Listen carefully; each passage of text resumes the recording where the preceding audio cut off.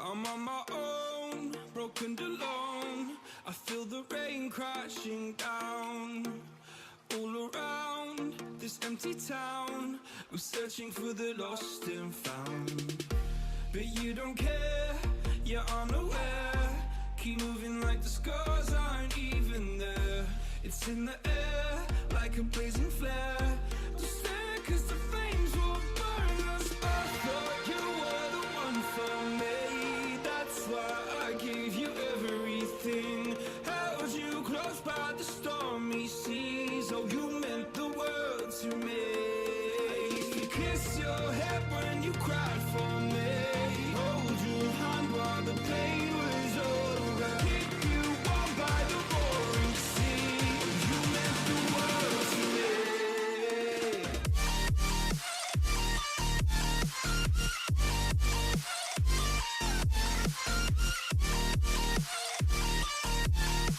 Oh, you meant the world to me.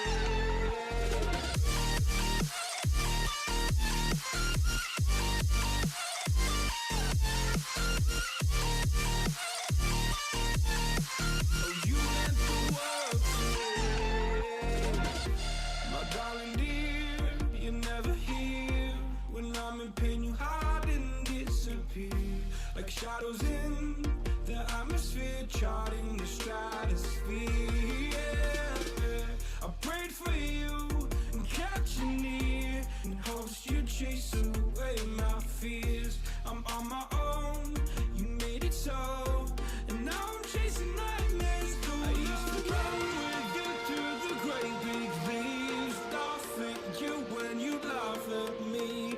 Hope for us because I believe the home was just you and me. I thought you were the one for me. That's why I gave you everything. Held you close by the stormy seas. Oh, you meant the world to me.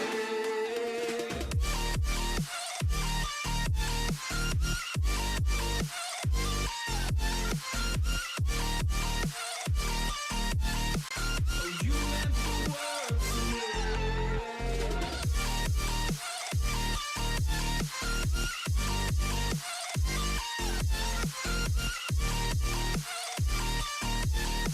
Oh, you meant the world to me.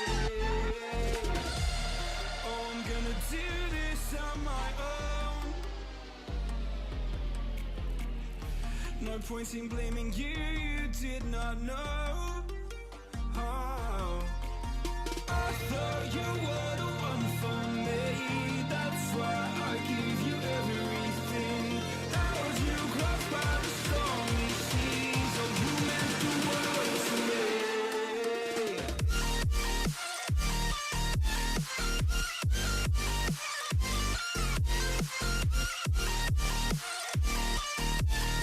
Oh, you meant the world to me.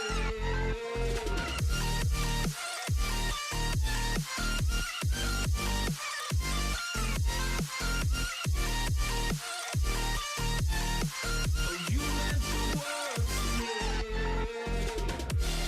Oh, I'm gonna do this on my own. No point in blaming you, you did not know. Oh, I'm gonna do this on my own.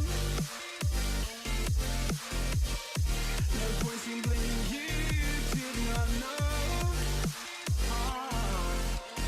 I thought you were the one for me. That's why I gave you everything. Held you close by the stormy seas. Oh, you meant the world to me.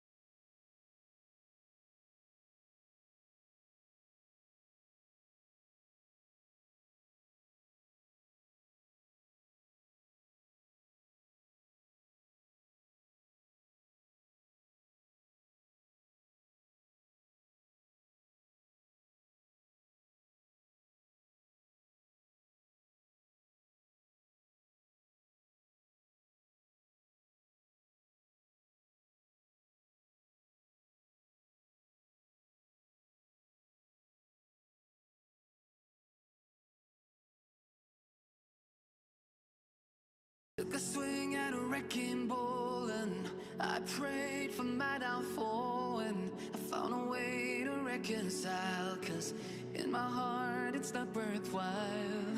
It's a bloody battlefield where some go down, others heal. In the end it's all the same. All you can do is play the game. Oh, do we say goodbye? Refuse to question why. I'm sad to say I'm sorry, so lie. Pretend that you're okay. Swear that you will stay. Keep trying for one day. I'm sick of all these lies.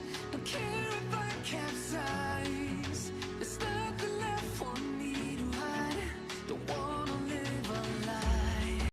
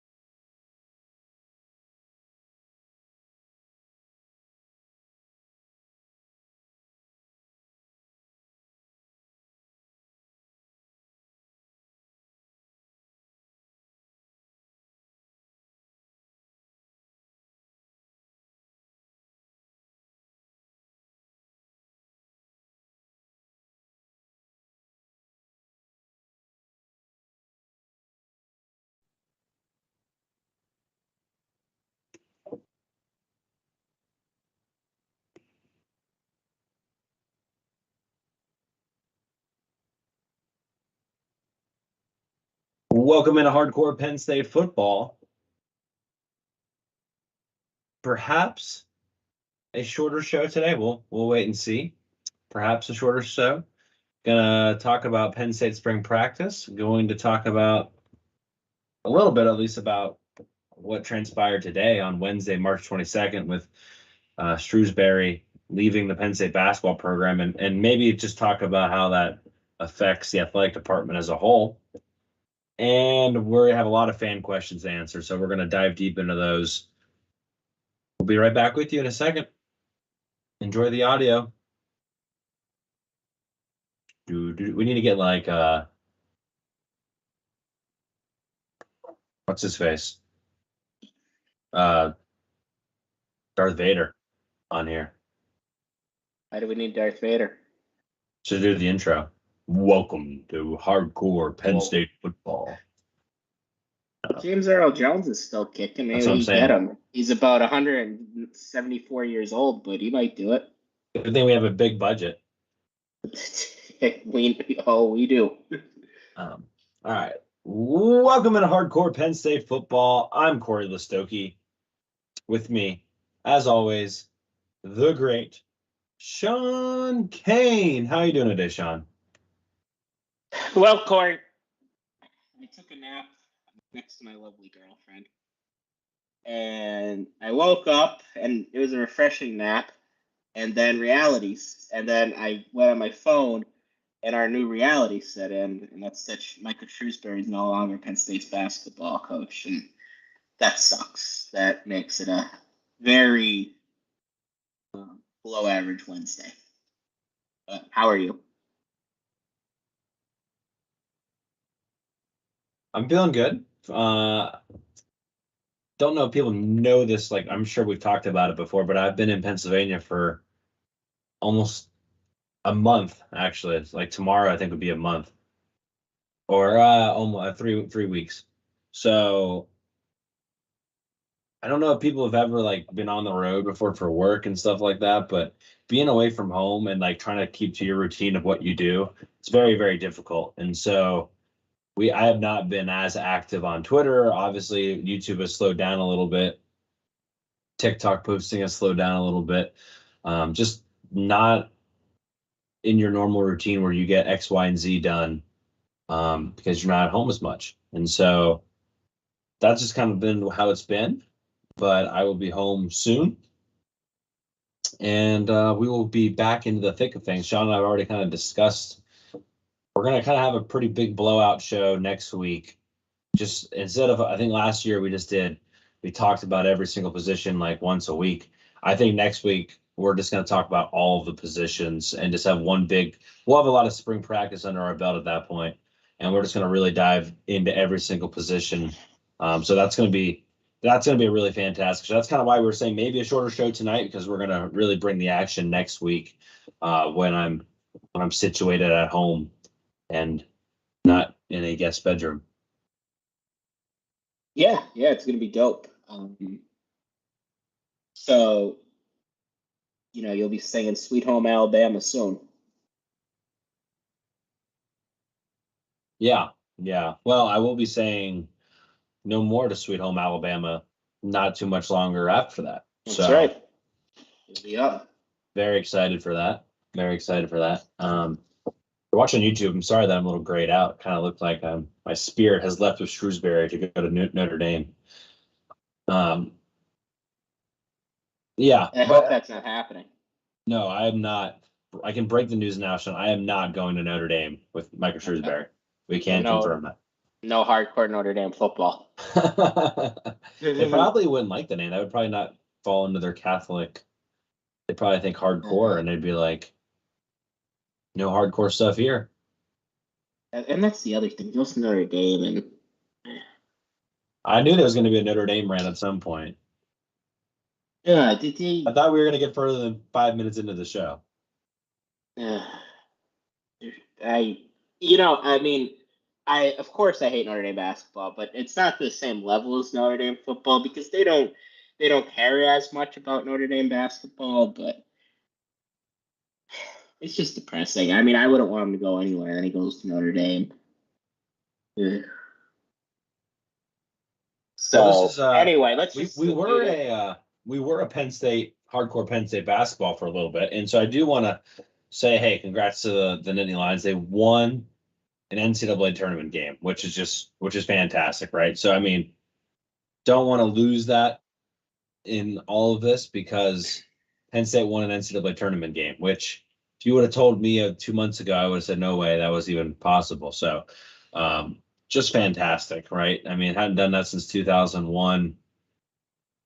I mean, in our lifetime, Penn State, I believe, has only won 2 tournament games, at least in mine. I think in yours too. Yep. So that's just crazy that we've seen, we've seen 2, but really only have seen 1 since we've been adults, which is just kind of crazy. So I don't want to lose sight of that too much because, to be honest with you, depending on what happens, and we're about to get into Patrick Kraft, I'm sure, in a second, but depending on who they hire, Penn State could potentially not be back for another 10 years, and maybe they won't win another one for another 22 years. So I do want to appreciate what we got to see because it was exciting. It was fun to have a good basketball team in March. So yeah, that was cool. It was fun to be hardcore Penn State basketball for a little bit there.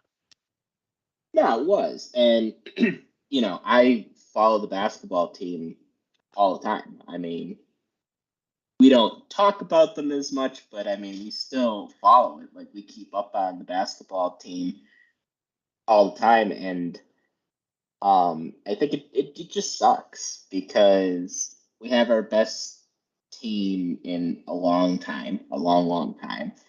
And then you lose the coach. And it just kind of goes into Penn State basketball being the factory of sadness. And like, could we just have nice things? And I don't know, man. Maybe we can't. I don't know. I think and I think the biggest problem probably is the infrastructure at the university, and I think that might come out in the wash as to why Shrews left. How much NIL commitment could they get, and how much interest would there be? And I think that might ultimately be what did us in. Plus, Shrews being from South Bend, Indiana, and living a big amount of his life in South Bend. So that also hurt. I mean, the timing of Mike Brey departing from Notre Dame hurt Penn State. But yeah, I mean, no matter how you slice it, this is a bad day for Penn State basketball. And Penn State basketball has just had a string of good days, which is rare, but it feels like we're right back to where we were. The roster is going to look completely different next year, no matter who the coach was going to be. Now it's definitely going to be completely different. We're going to lose some commits. Shrewsbury's kid, I'm sure, is going with them to Notre Dame. It'll be interesting to see if we can keep Booth committed. But it's what makes the next coaching hire so important. And I'll remind our listeners that I know it's a completely different sport. I know it's different, but stick with me. When Bill O'Brien left, there wasn't a big exodus of guys when James Franklin came in, because James Franklin showed he could coach somewhat, at at Vanderbilt. Like, he did an excellent job there. We weren't sure he was going to do it at a bigger program like Penn State, but we saw that he could win. He could win, some games. He showed he could be competent. And that's why I think getting the next coach right is so vital, and making sure that he has the resources to be successful.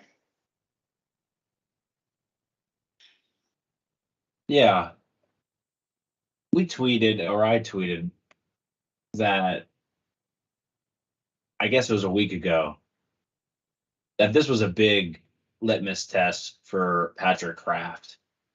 And he had said all of the right things up to this point. And I think some people maybe drank the Kool-Aid too much on the. I mean, of course he's going to say the right things, but he showed the passion. He showed kind of exactly what Penn State fans wanted to see in Sandy Barber that they never got. Like, he was checking all of those boxes from a passion standpoint, from a just kind of being a fan first perspective on things. And I think fans really gravitated towards that. And I think that's why ultimately he's going to have a lot of success as Penn State's athletic. This was his first test. And was it all him? No. It's decades of disappointment and lack of attention and apathy towards the basketball program.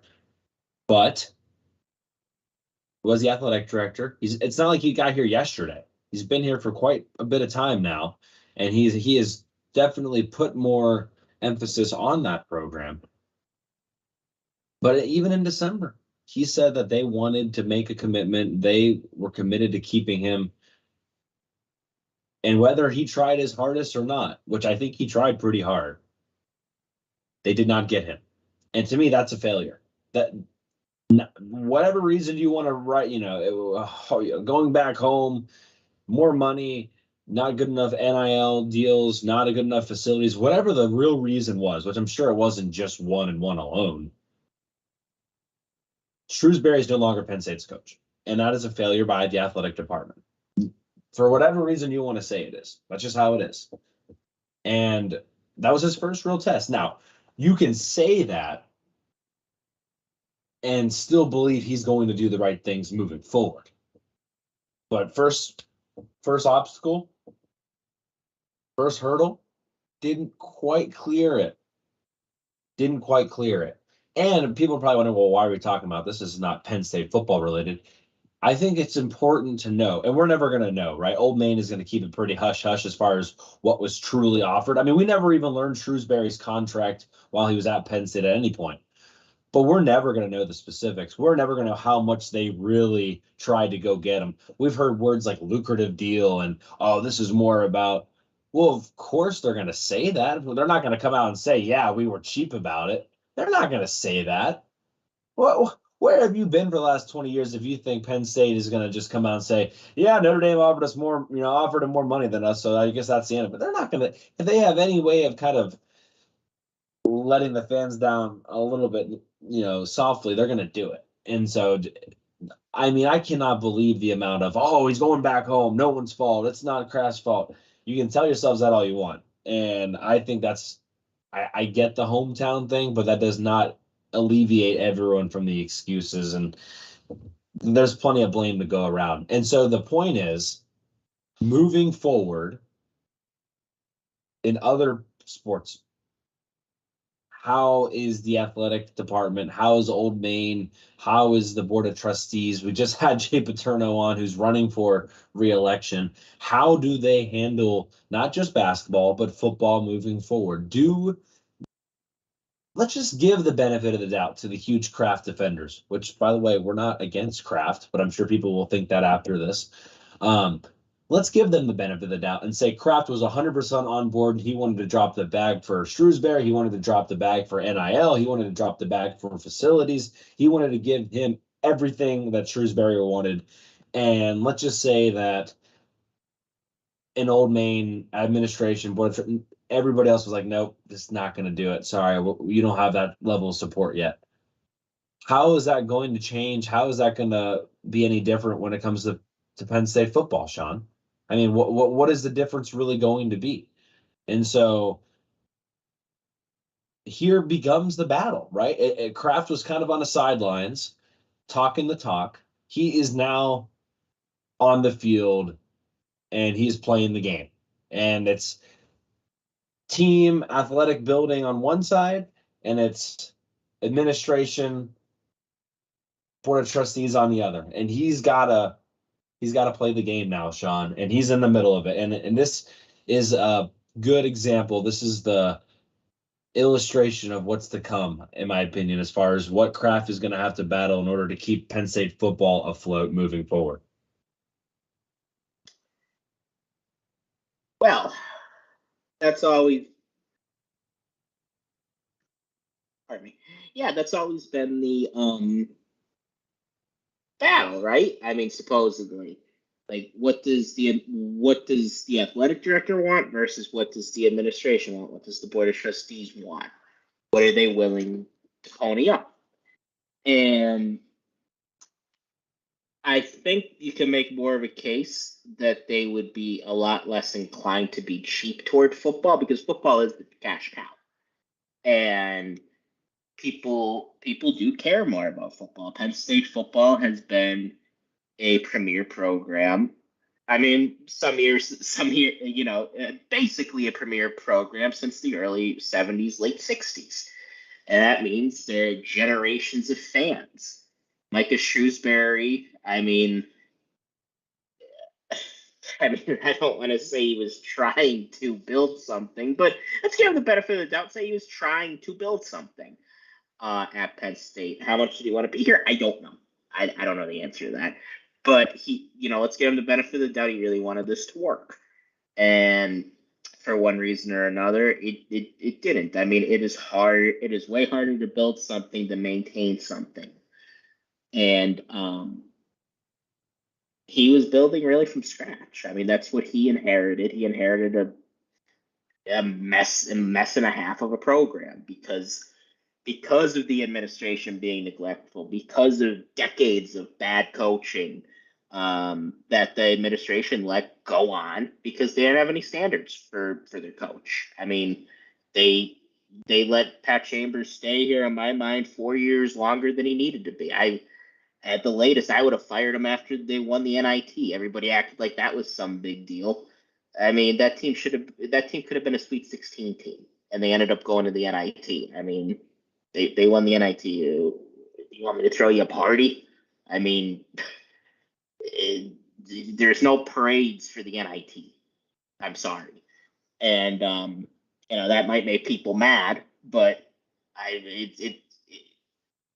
when you have a team that could have went to the Sweet 16 and you end up just winning the NIT and beating a bunch of mediocre teams that couldn't even qualify for the tournament, I'm sorry, I'm not overly impressed with that. That's a bit of a side tangent. Wait, before you get to your to finish off the side tangent, you tweeted that the other day, and so I was at the Bruce Springsteen concert this weekend, and I was looking at the banners, and the women's only have NIT banners that they won the championship for. They do not have NIT appearances, so I would think that's a very good way to do it. You win the NIT, that's one thing. You're not putting up second round finish in the NIT on there. So I thought, I think that's the appropriate way to do it. And something, guys, like, okay, the banners, all right, if you want to put the NIT championship banner, sure. we have NIT appearances banners in the draft. That's where our standard is. That's where it is. And that's where a lot of people at Old Main standard is when it comes to the basketball program. I think that's pathetic. I mean, we could, if you want to keep the NIT championship banners up there, okay. NIT appearance. I mean, guys, do you know teams laugh at us for that? And they should. Like, if it was Pitt, we'd be laughing at them. And if they do laugh at us for that, they have every right to. Because that's pathetic. That's sad to have NIT appearances banners. And it is hard for a guy like Micah Shrewsbury to overcome a university that puts value in NIT appearances. And if there isn't that commitment for NIL, for the facilities, for his salary and his assistant's salaries, then yeah, I mean, I understand why he left. I wish he wasn't going to Notre Dame. I wish he was still going to be here, but I get it. And look, with Kraft, I'll finish with this. What would you be saying if Sandy Barber was in the same position Patrick Kraft is in? Would people be giving him a pass? Would people be saying she deserves no? Would they be giving her a pass? Would people be saying he deserves 0% blame for losing Shrewsbury? Does anybody really believe anybody would be saying that? No. So let's be real. And all these reports of Penn State, they offered him a lucrative deal, and Penn State was going to give him all these commitments. Keep something important in mind. When you're reading media reports in it, think about one question. Who's leaking it? Is it the university leaking it to cover their ass? Or is it someone in Shrewsbury's camp leaking it? I bet you, I don't have a lot of money, so I'm not going to bet my next paycheck. I'll bet you $1 that it was the university trying to cover their ass. So keep that in mind when you see these reports that, they gave him a great deal. And they probably offered him a raise and everything. I'm not saying they didn't offer him nothing. But if you can't match Notre Dame, who just cheaped out and hired Marcus Freeman, and they couldn't even pull the offensive coordinator from Utah, and Notre Dame football is their cash cow, if we got outbid by them, that means our offer just wasn't at all sufficient, in my opinion. I could be wrong, but that's what my hunch is. Right. And to get back to Penn State football, I pose this thing too. A lot of people said, right, well, he's going back to Indiana. He played, coached here and he played there. And that's all true. I get it. But if you put that much emphasis on staying home and being in your home state, which, okay, that's fine. Doesn't it kind of terrify you, Sean, of where this athletic department and his football program specifically would be if James Franklin wasn't from Pennsylvania? Like, think about it.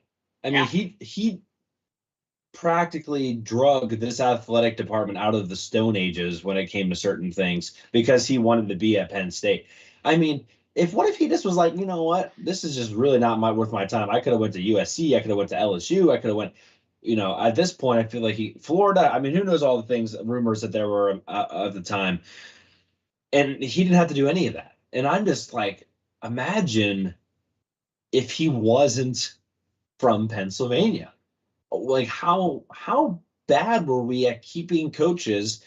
Wouldn't we even have gotten anyone else to the James Franklin level if it wasn't for him being from Pennsylvania? And that made me think, like, wow, we really lucked out for two reasons on James Franklin. Number one, he's done a fantastic job.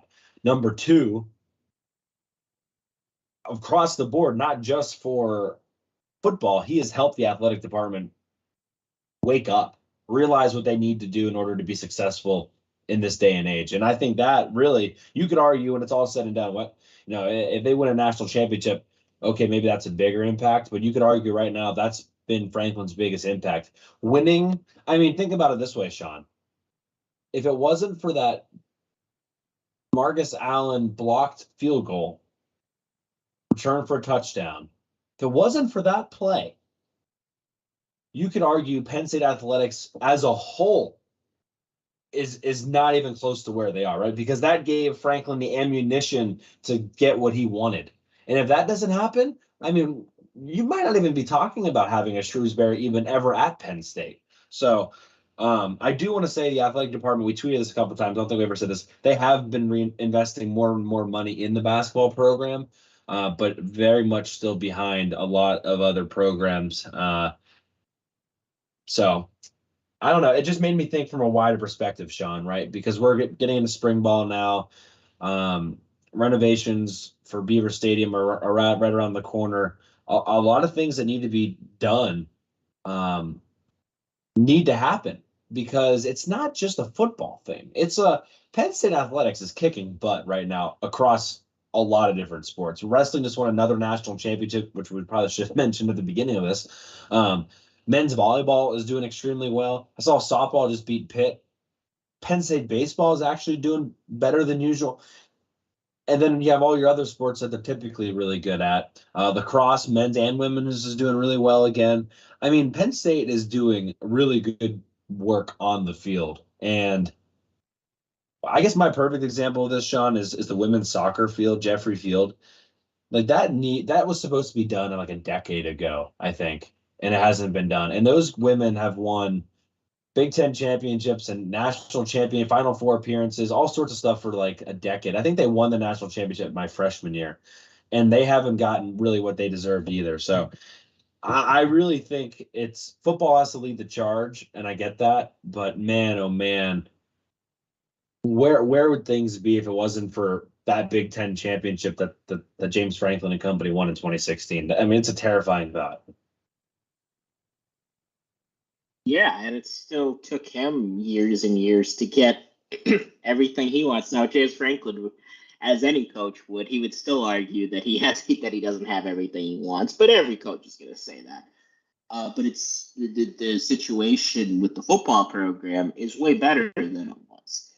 Like the assistant salary pool, for example, where some people say top 5 in the country. I don't know if I firmly believe that, but I think we're up there. I mean, you don't get Mike Yursich and Manny Diaz on your staff if you're not way up there.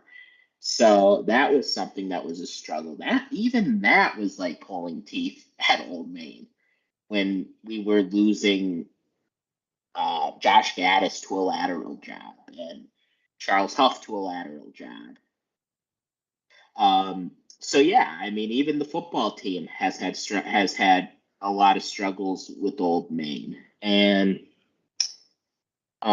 yeah, I think James Franklin is a huge driving force in bringing us forward. Still didn't bring us forward enough to be able to keep Micah Shrewsbury, but maybe we hire somebody good after this. And I know that the team, the now former members of the team, have really been pushing Adam Fisher. For those of you who don't know who Adam Fisher is, he's the current assistant coach at Penn State, and he's coached at Miami previously under Jim Larinaga. I believe he coached at Villanova too, under Jay Wright. So I mean, he's been around great coaches. He's never had a head coaching job though. He's a Penn State alum too, which for those of you who are worried about keeping him, which I understand, that helps too. I mean, I would like to make a splash hire. I would go after, I think his first name, it's Coach McDermott out at Creighton. I mean, he would probably be my first call. I don't know if he'd want to come out here. He's never coached around here before, but he would be one of the first people I call. But I think Adam Fisher, in my mind, has to be the favorite right now. Yeah. I just saw that Penn State did release a statement. Patrick Kraft released a statement 30 minutes ago. I'm just going to read that on. This is from the athletic director, Patrick Kraft. This afternoon, Penn State head men's basketball coach Micah Shrewsbury called to inform me that he was leaving the university to accept a position at another institution. We thank Micah for his contributions to the Penn State community and wish him the very best. We are already moving forward in a search for a new head coach and will identify and appoint a tremendous coach, teacher, and person who will take us to unprecedented heights. We are so proud of our amazing, talented student athletes and all they accomplished this year and will in the future. We are also so appreciative of our student body and our passionate fans who support our basketball program. End quote. So outstanding person part, that means no Rick Pitino. Yeah, I mean, unless Penn State's joining the SEC, then there's no rules. Yes, that is true. Yeah, the Adam Fisher thing, I mean, I think that would be, I don't know. I'm not a basketball person to know enough about it. If that's the best Penn State can do. But there seems to be some support for it. Well, I guess we'll just have to wait and see there. But you already talk football? We are Hardcore Penn State Football. So let's talk about what our bread and butter is, Mr. Wostowski. I was going to start by saying, what I wanted to start with, because there's no better transition than transitioning to Sean Clifford. Did you see that? So the NFL, I guess, is allowed 3 1-hour Zoom meetings with players leading up to the draft. You get 3 of them, from my understanding. And Denver used one of those 3 to talk to Sean Clifford. Did you see that? I think you might have sent it to us, which is in our group chat, which was interesting. I mean, I don't. I don't really know what to make of that. I have no idea. You have to breeze with them, or? I mean, just wanted to talk to him, or Yeah. I mean, what do you talk about for an hour? I'm trying to find the tweet again. How his business is going?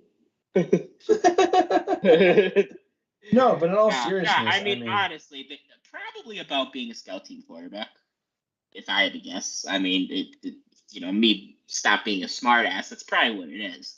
Like, what they probably asked them maybe to do some chalk stuff. I mean, you'd want to do that in person, but they didn't get the chance to do it at the combine. So probably stuff like that. Seeing how bright he is, because I'm sure they're interested a lot, as are a lot of other teams, in maybe picking him up either in the 7th round or as an undrafted free agent. That's a good point. I never thought about using those Zooms for the people you didn't get to talk to at the combine. Yeah, honestly, that's probably it. Because they just didn't have the chance to interview him. And look, one thing we could say about Cliff, I'm sure he's going to interview well, and I'm sure people are really going to like him. And he could talk chalk, I'm sure, with anybody. And having a scout team quarterback who's able to simulate different offenses and to have the mind to be able to simulate different offenses is invaluable. So there's going to be teams, excuse me, interested in his services, just for that, and maybe someday he becomes a backup. Let's talk about your Dolphin leaving the Miami Dolphins and heading to the Patriots. Mike Gesicki signs a deal with the New England Patriots. I can't believe he made it through the whole season at Miami, but he did. He had some really nice things to say about Miami. But staying in the division, Sean, how does that make you feel? He's a traitor. Nah, I'm just messing around, but it sucks seeing him in that Patriots sweatshirt when he was signing that contract. It's hard to look at, just because I, as a Penn State fan and as a Dolphins fan, I've gone 8 years following the team Mike Gesicki's on. 4 years at Penn State, and then another, 4 or 5 years with the Dolphins. So it sucks. I mean, I didn't expect Gesicki back. I didn't really particularly want him back either, both for us and for them and for him, because, he just doesn't fit that San Francisco style offense that Mike McDaniel runs. It's just not what he does. Like, there are long stretches of games where he wasn't on the field because he just doesn't fit. He's a square peg in a round hole.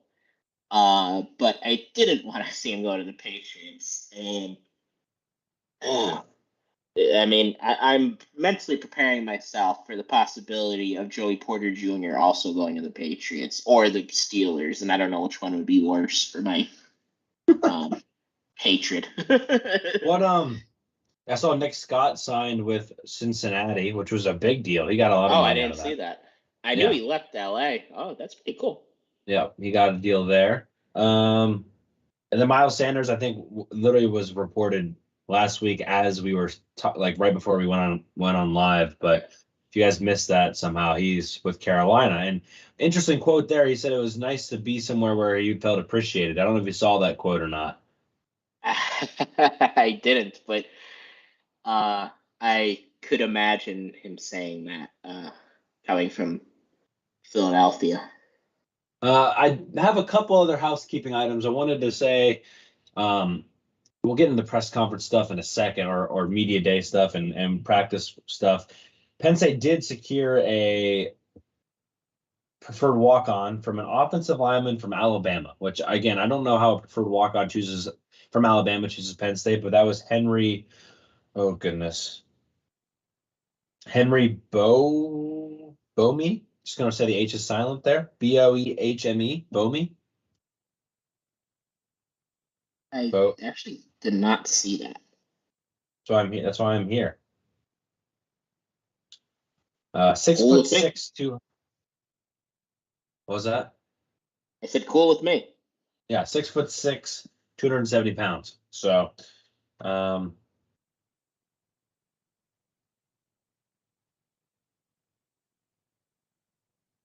anyway, I just can't believe from Stone Mountain Brook High School. Maybe he knows you.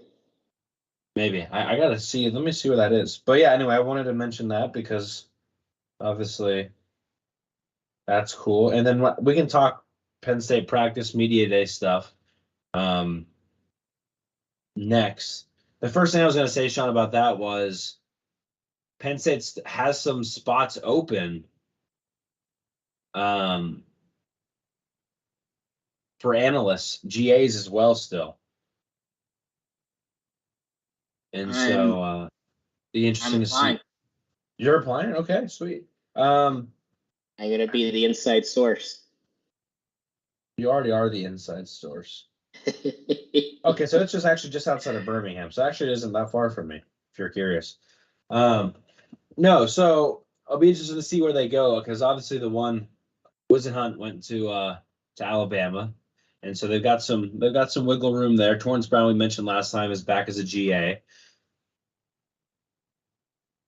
Sean, are you ready to talk about what Franklin had to say? Because there's one thing, I don't have a bunch to talk about, but there's one thing I think we really need to talk about, and that's wide receivers. Yes, I was gonna mention the same thing. So Franklin, I should probably read exactly what was quoted because I don't want to mess this up or put words in his mouth, but kind of interesting what he said here. We just scroll through all our tweets talking about. You see Joe Moorhead's son visited Michigan, by the way? I did see that. I think he's class of 2026. So wouldn't be surprised to see if we get him on campus as well. Okay. This is what James Franklin said on Keandre Lambert-Smith. Quote, "He's been really good so far this spring. We need him to be the guy, a true number one. Trey Wallace has also had a really nice spring camp so far. We've got to figure out who that third guy is going to be." End quote. What the heck did that come from, Sean? I mean, to me, that's breaking news, in my opinion.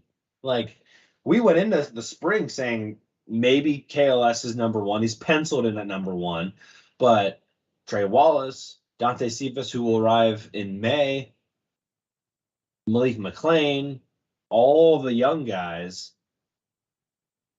And here we are in the spring, and Franklin saying, hey, like, Keandre Lambert Smith's number one guy. He needs to act like it. That to me was very, very shocking.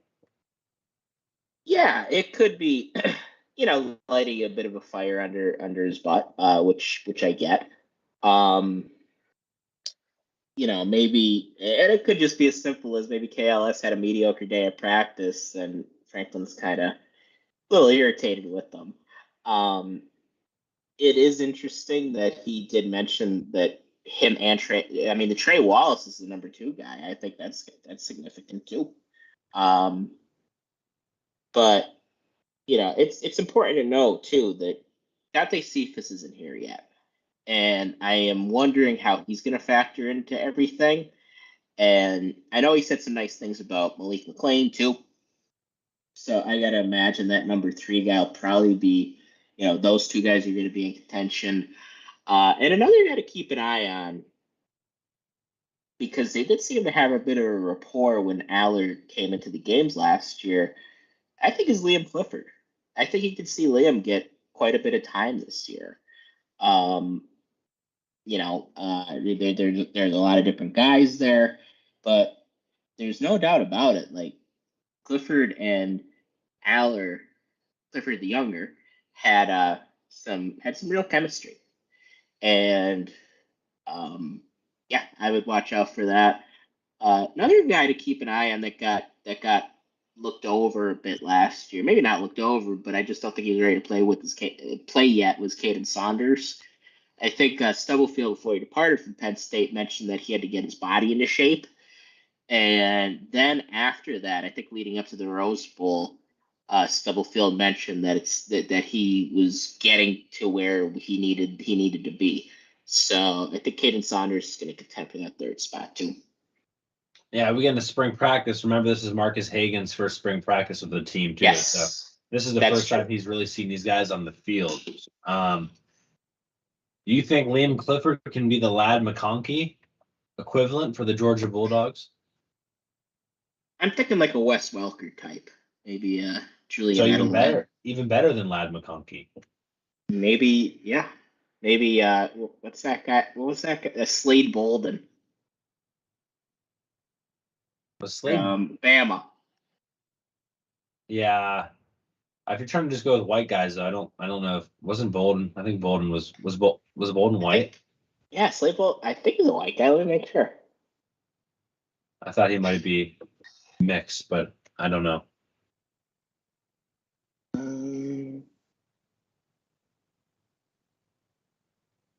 Nah, he's white. He's definitely whiter than me, and I'm white. I thought for a second there you were trying to tell us that you were mixed. No. Okay, well, good. Good. Breaking news: Liam Clifford about to be. No, I mean, in all seriousness, I mean, there did seem to be some serious rapport with Aller and Clifford, so something to pay attention to. I mean, I would love if Clifford is the guy that just kind of aggravates defenses, right? The Jared Abbrederis, if you will. But we'll see.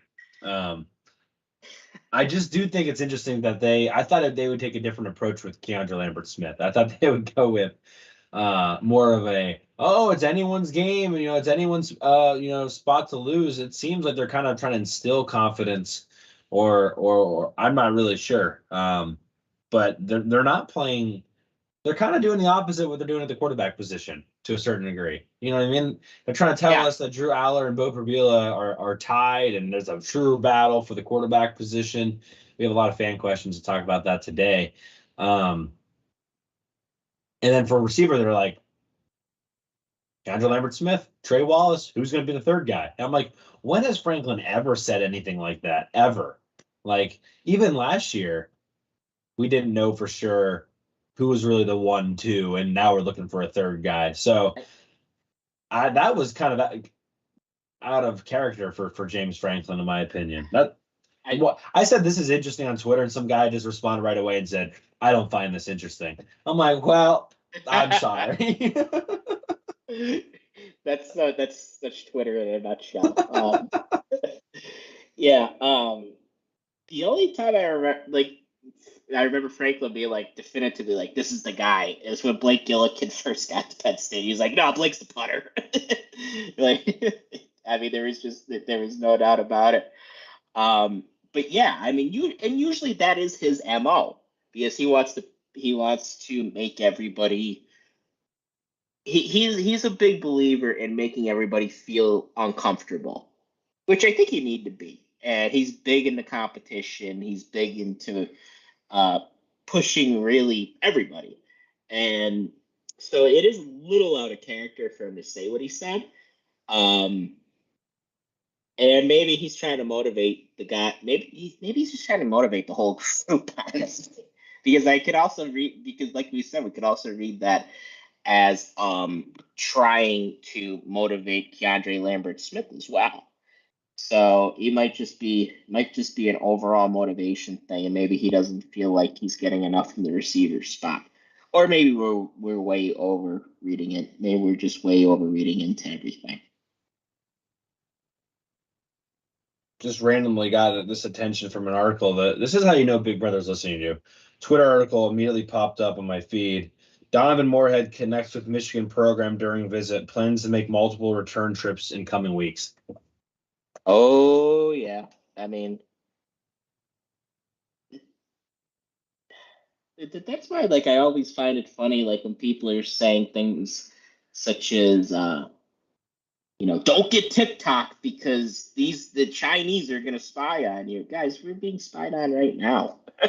Like that's one of my big conspiracy theories is I think there's a reason why when you talk about something, stuff Did you get the randomly Instagram pops up ads? The Instagram ads literally do. You talk about, I don't know, talk about pair of Sperry's.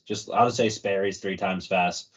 And I'll see if I get an Instagram ad at some point in the next day or two. And if I do, I'll put it on Twitter. We've talked about JFK assassination and aliens, I think, at some point, and now Big Brother in the last couple episodes. So I think we're seeing our podcast really take shape of our identity.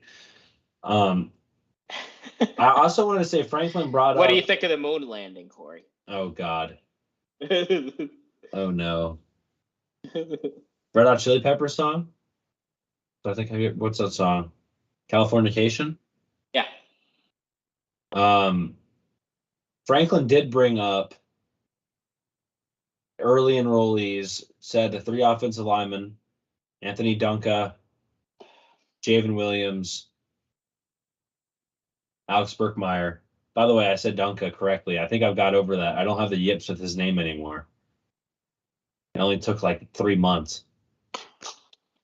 I just got to go for it. When I slow down, it's when it gets bad. I add syllables. And then the 2 linebackers who are Tamir Robinson and Tony Rojas. He said those guys are kind of really impressed so far. We thought the offensive lineman, obviously kind of the centerpiece of this class, were going to show up, and they kind of had. Javen Williams has been playing tackle behind Olu Fashanu. Maybe not directly behind, but he's been getting reps behind Olu Fashanu, so that's something pretty cool. It's a good person to learn from. And Tamir Robinson is still playing at the linebacker spot. He's still repping at linebacker. We thought maybe they'd move him to defensive end, but that has not happened yet, Sean. Yeah, and I think they should keep. When I watch him, at least when I watched him in high school, I think he's a linebacker. He kind of reminds me a little bit of Cam Brown. Just a lanky guy that I hope, but different from Cam Brown. I hope he doesn't get called for a personal foul every game. That got a little old with him. But yeah, when I watch Tamir Robinson, I think of him as a as a linebacker. And yeah, I mean, the good thing about having a guy like Olu and an experienced line as we do is it's only going to be beneficial to the young guys that we have on roster. He also so he also said he expects a leadership by committee approach, after losing all of our captains last year. And that tells me they're still working out who the leaders on the team are. And that's going to be an ongoing thing. That's going to be something that happens probably going into the year. And it's definitely something that has to be straightened out. And it's something that I have raised the alarm on for really since the Rose Bowl, is who's going to replace all these guys as the captains and just overall leaders on the team. And a leadership by committee approach kind of makes sense right now. Interested to see how Drew Aller is going to be as a leader, because he's a sophomore. So he's not, the Grizzly senior who's seen it all and everything, but he is a signal caller. Who And just had a Zoom call with the Denver Broncos. who, Sean Clifford? Yeah, sorry, you talking about Grizzly quarterback who's seen it all. Yeah. Grizzly experienced quarterback. Grizzly Adams did have a beard. So was Sean Clifford. Like who's going to, I want to see how he's going to step up, because, I think of a guy like Trevor Lawrence. By his freshman year, he was already seen as a leader on the team. And if Drew Aller is truly in that mold, I mean, that comes with it. Just being able to take the bull by the horns and say, this is my team, and it's going to be my team, and I don't care if I'm only 19. I don't care if I'm only a sophomore. I'm the quarterback of this team. Corey and I are skeptical about how real the quarterback competition is. I know for me, I don't think it's very real at all. And frankly, I hope it's not real. But I hope Aller is ahead of Pagula. But I would look for him to be a leader. Olufashino. I mean, this guy might be a top 10 pick. He better be displaying some leadership ability. And he's a guy that's been around a while. He hasn't played a whole lot of games low key, but yeah, man, you have all these young guys learning behind you too. You better step up and be one of those leaders on offense. So yeah, Yursich was interviewed as well, and they said that both Bo Prabila and Drew Aller had shown the ability to lead by example, and I think that's good. But I'm always like, you can have some guys that lead by example, but you need guys also that are leading with their voices, right? Vocal leaders. Yep. And I think quarterback is a position where you cannot just be a lead by example guy. So I'm curious to see how that maybe develops moving forward. Do they still call him a work, lead by example guy come the fall, or has that maybe turned a corner? And I think, I couldn't tell you who, maybe it was Ben Jones interviewed him talking about being more of a vocal leader. Maybe it was Audrey Snyder, I'm not sure, but that was asked, and he said he was working on it. So that's something maybe to keep an eye on. But I think the leadership is a really good one, Sean, to again pay attention to moving forward on all facets of the game, right? There's a lot of, besides linebacker, there's a lot of kind of opportunity for some guys that are older, but not necessarily haven't been leaders yet because they had such fantastic leaders last year. So Keaton Ellis, Zakee Wheatley, the Devon Ells, the Keziah Izzards, the Kalen King, like those guys didn't have to be leaders. Now they do. So even along the offensive line, right? Like Hunter Norzad moved over to center, and Nick Dawkins is competing with him there at center as well. Is Hunter Norzad going to become a leader like Juice Scruggs was able to be? That's something to keep an eye on, because you can have Olu Fashanu as a leader as a left tackle, but you really need your center to be kind of a guy in the inside directing traffic, especially for a younger quarterback. So that should be interesting to see kind of where that stands. If Hunter Norzad is voted as a captain, which I don't know if that's even really been talked about, like Hunter Norzad's been talked about in that leadership discussion. But if Hunter Norzad is voted a captain come the fall, I think that is a really good sign for Penn State football. Just random thought to put in the piggy bank. Yeah, I mean, look, if you ever played high school football, even the center is, as much as the quarter, as much as the quarterback is the leader of that offense, the center is the second biggest leader on the offense. Like, he's the first guy out of the huddle when we are out of a huddle. Like, he calls the protections. Like, the center is extremely important in any offense, just from a mental aspect and getting everybody in line. And like I said, if you even play high school football, you know that. So yeah, I mean, Hunter Noyes, that's another guy. He's only been here 2 years, but he's a fifth-year senior. So yeah, he's one of those guys we need to step up to. Andre Lambert-Smith, who we've talked about, that there have been reports that he has, he might have some maturity issues, and there's been Franklin innuendos that he does. So at a certain point, you gotta get over that, and you gotta grow up and be the guy. And I'm looking for him to step up from a leadership perspective. Theo Johnson, what is he now? He's a senior, right? He'll be a junior, right? All right, well, Redshirt junior. Redshirt sophomore. He played 4 games his freshman year. No, redshirt junior. Yeah, then he's been here 4 years, so he's another guy. So yeah, there's a lot of, what I'm saying is, there are a lot of opportunities to be a leader on this team, and we need enough guys to be able to step up and do it. And if you're scared of, not scared, but if there's one thing to be concerned about going into this year, I've thought for the longest time that leadership is one of them. Yeah, his true freshman season was in 2020,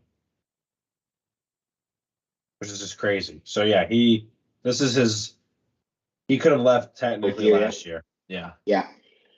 Yeah. All right, let's go to fan questions, because we have a bunch. I'm probably not going to record these because just don't have the graphics ready. Sean, I'm just going to drop all of the fan questions regarding the quarterbacks, and then we can kind of just pick through how we want to pick through it, because we have a lot of these questions. And these are some from last week, because I don't think we got to the questions last week. So I'm just going to reel them off. Hold your applause to the end. And these are just for quarterbacks. This is from Bloody Rams Horn. Do you see Prebula transferring out if he loses the quarterback job? This is from Aaron, friend of the show, longtime listener. How good of a sign for Drew Aller is that the staff can invest reps in 3 quarterbacks? We talked a little bit about that last time, actually. Lucas Power says, is Franklin flirting with a 2 quarterback system? And then we have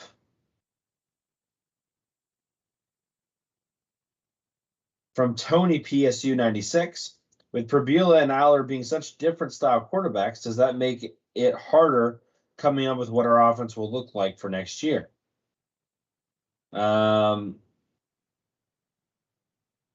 This one's from Einstein von Braun. Mister, trying to get us in trouble. If I recorded this, we might be getting in trouble. Since Franklin said there is a real quarterback battle for QB1, and if Prebula beats out Drew Aller, does Aller jump in the portal immediately, or does he hang around until after the next season to see how things shake out?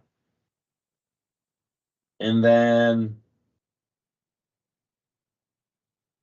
Cowboy Ribeye responded to him and said, what if I told you only Drew Aller literally getting on a rocket and flying to another planet would get Bo Prebula the starting job?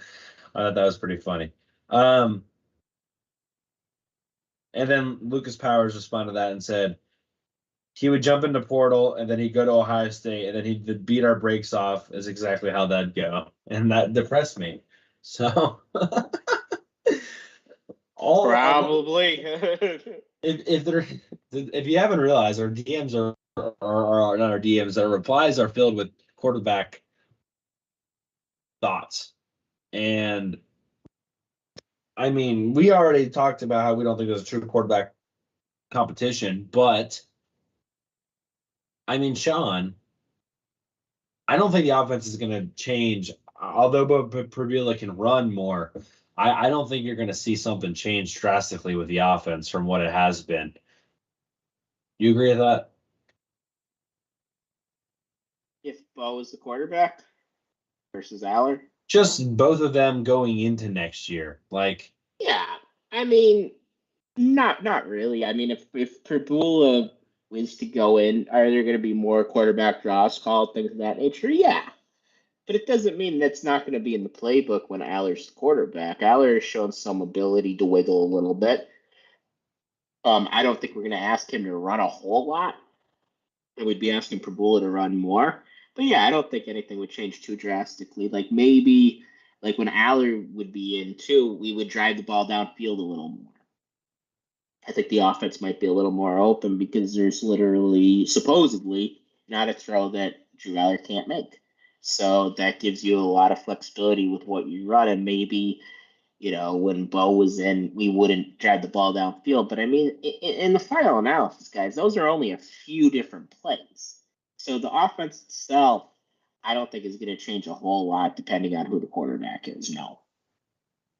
also, we said this last time, but I seriously just don't think the only way they go to a Perdula Taysom Hill situation is if they can't run the ball. And I just feel like they're going to try to run the ball with Katron Allen, Nick Singleton.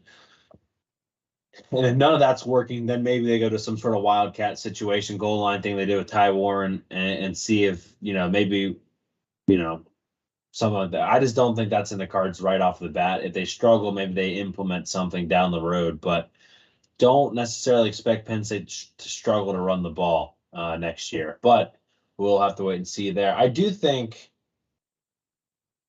think a lot of people are trying, Sean, to like relate this to Hackenberg McSorley. And I don't mean like bad Hackenberg. I'm not trying to say Drowler's bad Hackenberg and Trace McSorley's the savior that's going to, Bo Perdula's the savior that's going to lead them to the Big Ten championship. But just from the sense of like athletic perspective, I don't think that's really fair. Drew Aller, I think is well, I don't know for sure, but I think he's a better passer than Christian Hackenberg. Even if they have the same arm strength, I think we've talked about this before. I think they rate quarterbacks better now out of high school than just having the right size and having the cannon arm. Like Will Levis back when Hackenberg was getting rated would have probably been a really high rated quarterback. So I think they just do a better job rating quarterbacks now, along with other intangibles and accuracy and things. So I think Drew Aller's a better polished passer, but also more importantly to this comparison that I'm trying to make, Drew Aller, like you said, can run and run over people. He is not a statue back there. For the blog, he just had a pretty good YouTube video on showing his ability to step up in the pocket and avoid that kind of press, dip to shoulder, protect the football. We've seen him run over some people, maybe more than we would have liked. I mean, that one, I don't know what game it was, Sean. They used him as a battering ram. They never used Christian Hackenberg like that. So I think it's not fair to make that comparison. And we haven't really seen that much Bo Perdula. Like, I know people think he's scrappy and okay, that doesn't necessarily mean he's, a fantastic runner. Like Trace McSorley was a really good running quarterback. Like, it's one thing just to be athletic. It's another thing to make guys miss and find running lanes and have that vision. So I don't want to go down that road yet, Sean. Yeah, I mean, I think subconsciously we're all kind of thinking Trace versus Hack too. And at least a lot of fans are. And I don't know.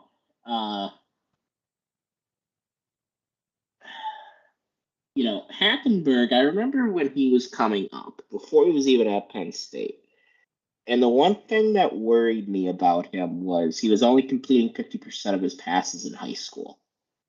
And that kind of alarmed me about him. And that was kind of the first alarm bell that went off for me with Hack. And he had a pretty good freshman year, I think. And then, we know what happened after that. But I think there's a good chance that McSorley, I mean, is at least a little bit better than Perdula, probably a lot better than Perdula.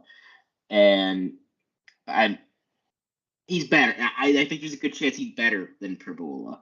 And I don't mean that as an insult to Bo. I mean that is Chase McSorley is one of the, what did we rate him, in the top 5 Penn State quarterbacks who ever played here.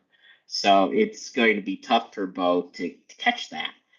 So I don't think it's some given that it's going to be Hack versus Trace part 2. I am not in the camp of, hey, let's just play both because we don't want to lose Prbula to the transfer portal. First off, and we're gonna. This is one of the questions. I'm not convinced he's gonna go to the portal. For a couple of reasons. Number one, he grew up a Penn State fan. Like, this is his dream to play at Penn State. And now some of you might be thinking, well, I mean, that's all well and good, but you want to play. Yeah, you do. If Drew Aller only plays 2 years, I mean, Prbula is going to have maybe 2 years to be the starter himself. So it's not like he's just going to sit on the bench his whole career. He's going to have to be patient, and that's something rarer and rarer nowadays because the portal's there, and maybe he's good enough to start another place. But if he's willing to be patient and he wants to fulfill that dream of being a Penn State quarterback, then I think he'd be willing to wait. I really do. So I'm not 100% sure he would transfer out. Now, Drew Aller, yeah, I'm about 100% sure he'd transfer out if he didn't get the job. That doesn't mean I think Prbula shouldn't be the starter if he's better than him. No, I don't think you could. I don't think you could run your program based off fear of who's going to transfer. You got to play the best guy. But that's the reality. I think Aller's gone if he doesn't start. Where Prbula, I think he'd be willing to stick around. Yeah, I don't think he's going to go anywhere. I really don't either. I mean, he came here, right? I mean, it wasn't like it was like, oh no, Drew Aller is now here. Like, he wanted this. So yeah, I'm with you. Yeah, they came in together. Remember. Right. So yeah, I'm with you 100% there. I'll be interested to see I mean, it's perfect as far as competition, right? I mean, I think it is hard to, and I think Franklin said this, it's hard to compare the two and really evaluate the two because they are different and they do bring different things to the table. And I'm not against a Bo Prbula read option with Nick Singleton. But honestly, I haven't seen Bo Prbula get to run in a football game, right? Like, I haven't got to see him. That's a good point. Like, I don't like this idea that he's just like a super athletic quarterback. Like, I don't think he's gonna be Michael Robinson out there. So like, I'm excited for all this, but I think I'll feel better about where I stand with Bo Prbula after the blue and white game. You know what I mean? Like, we saw limited stuff then because they weren't able to really have offensive linemen competing constantly because of injuries. They have that depth, knock on wood, right now to be able to have a true scrimmage come April 15th. So I think we'll have a better idea as far as Bo Prbula coming out of the spring, and I'm excited for that. Yeah, me too. Yeah, that's a good point. Like, everybody's just kind of operating from the assumption that he's gonna run like Jalen Hurts, and I don't know, guys. I mean, there's a chance he's a good runner, but like,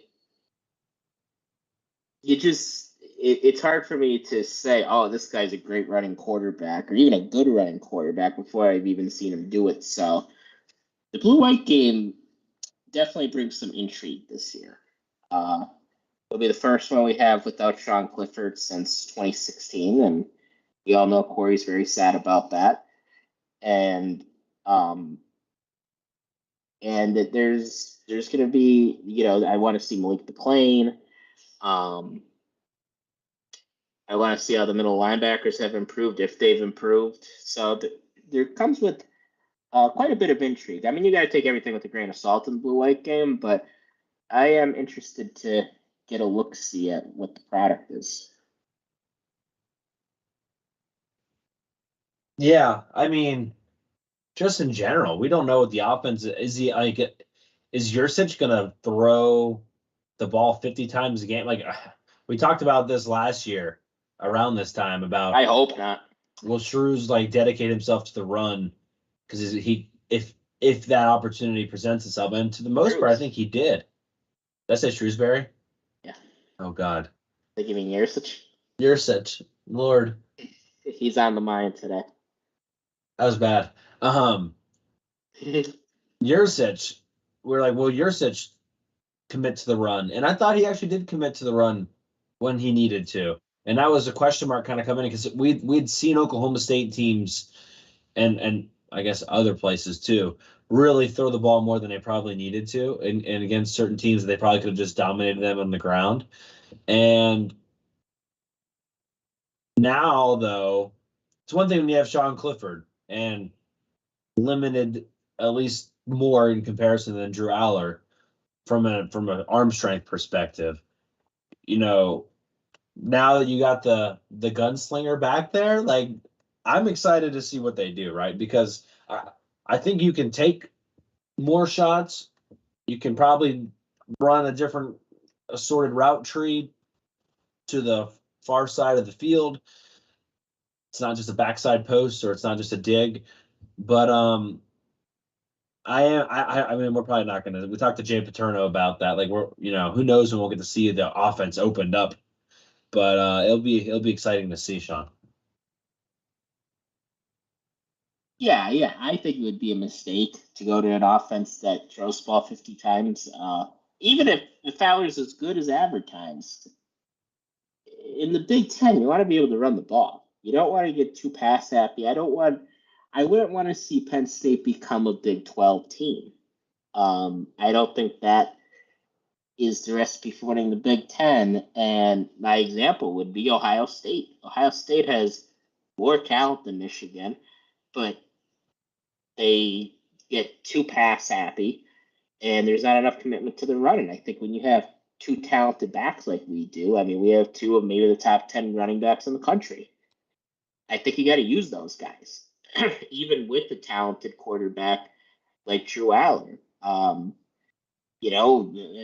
still ran the ball when they had Tua.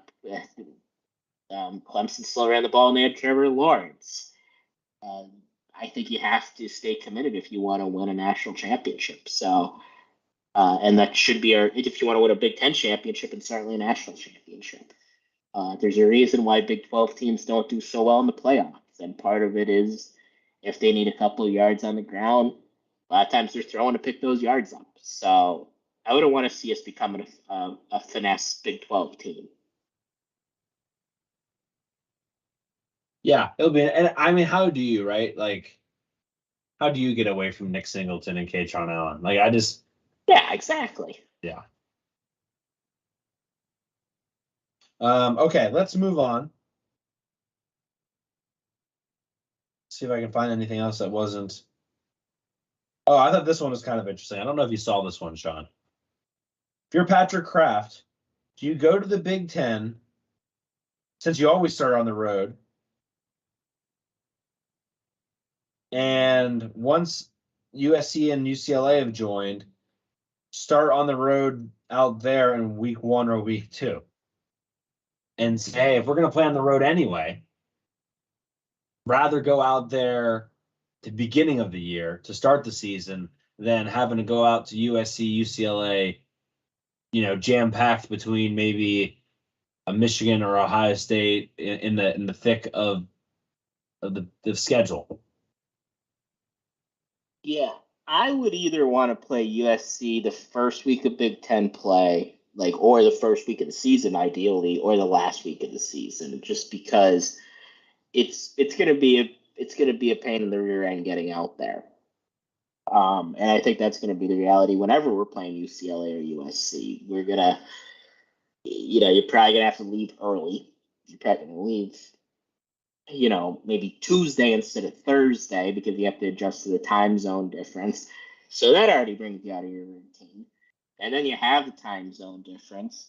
And then you got to fly, you got to fly back Saturday night. It's a 5-hour flight from State College to LA. So you're gonna get to work later on your preparation for the next week. So yeah, I mean that would be. I would support that. I mean, look, I know Penn State has started on the road an absurd amount of times in Big Ten play in the past however many seasons. But Personally, I don't think it's as big of a deal as some people make it out to be. But I could see how that could be annoying. But I have other more pressing concerns with the Big Ten than us starting on the road almost every year. Yeah, I want to say that question was from Parker56. I would rather play the LA teams at home in November, but if I'm going out me there, too. but if Yeah. I'm going out there, I would want to play at earlier on in the season for sure. This one's from Max Levitz. What's the best I way hear to you. I'm just getting something. Okay. What's the best way to manage the talent, young and old, along the offensive line? And I thought this was kind of an interesting question because when you think of offensive line, even the 5-star guys, even the 4-star guys, typically are not going to play until their junior or senior year of football. That's just kind of how it's always been. Now, when you don't have as much depth, when you don't have as much talent like Penn State has had previously, you saw some of those guys playing a lot sooner than they usually would. Drew Shelton's a prime example of that.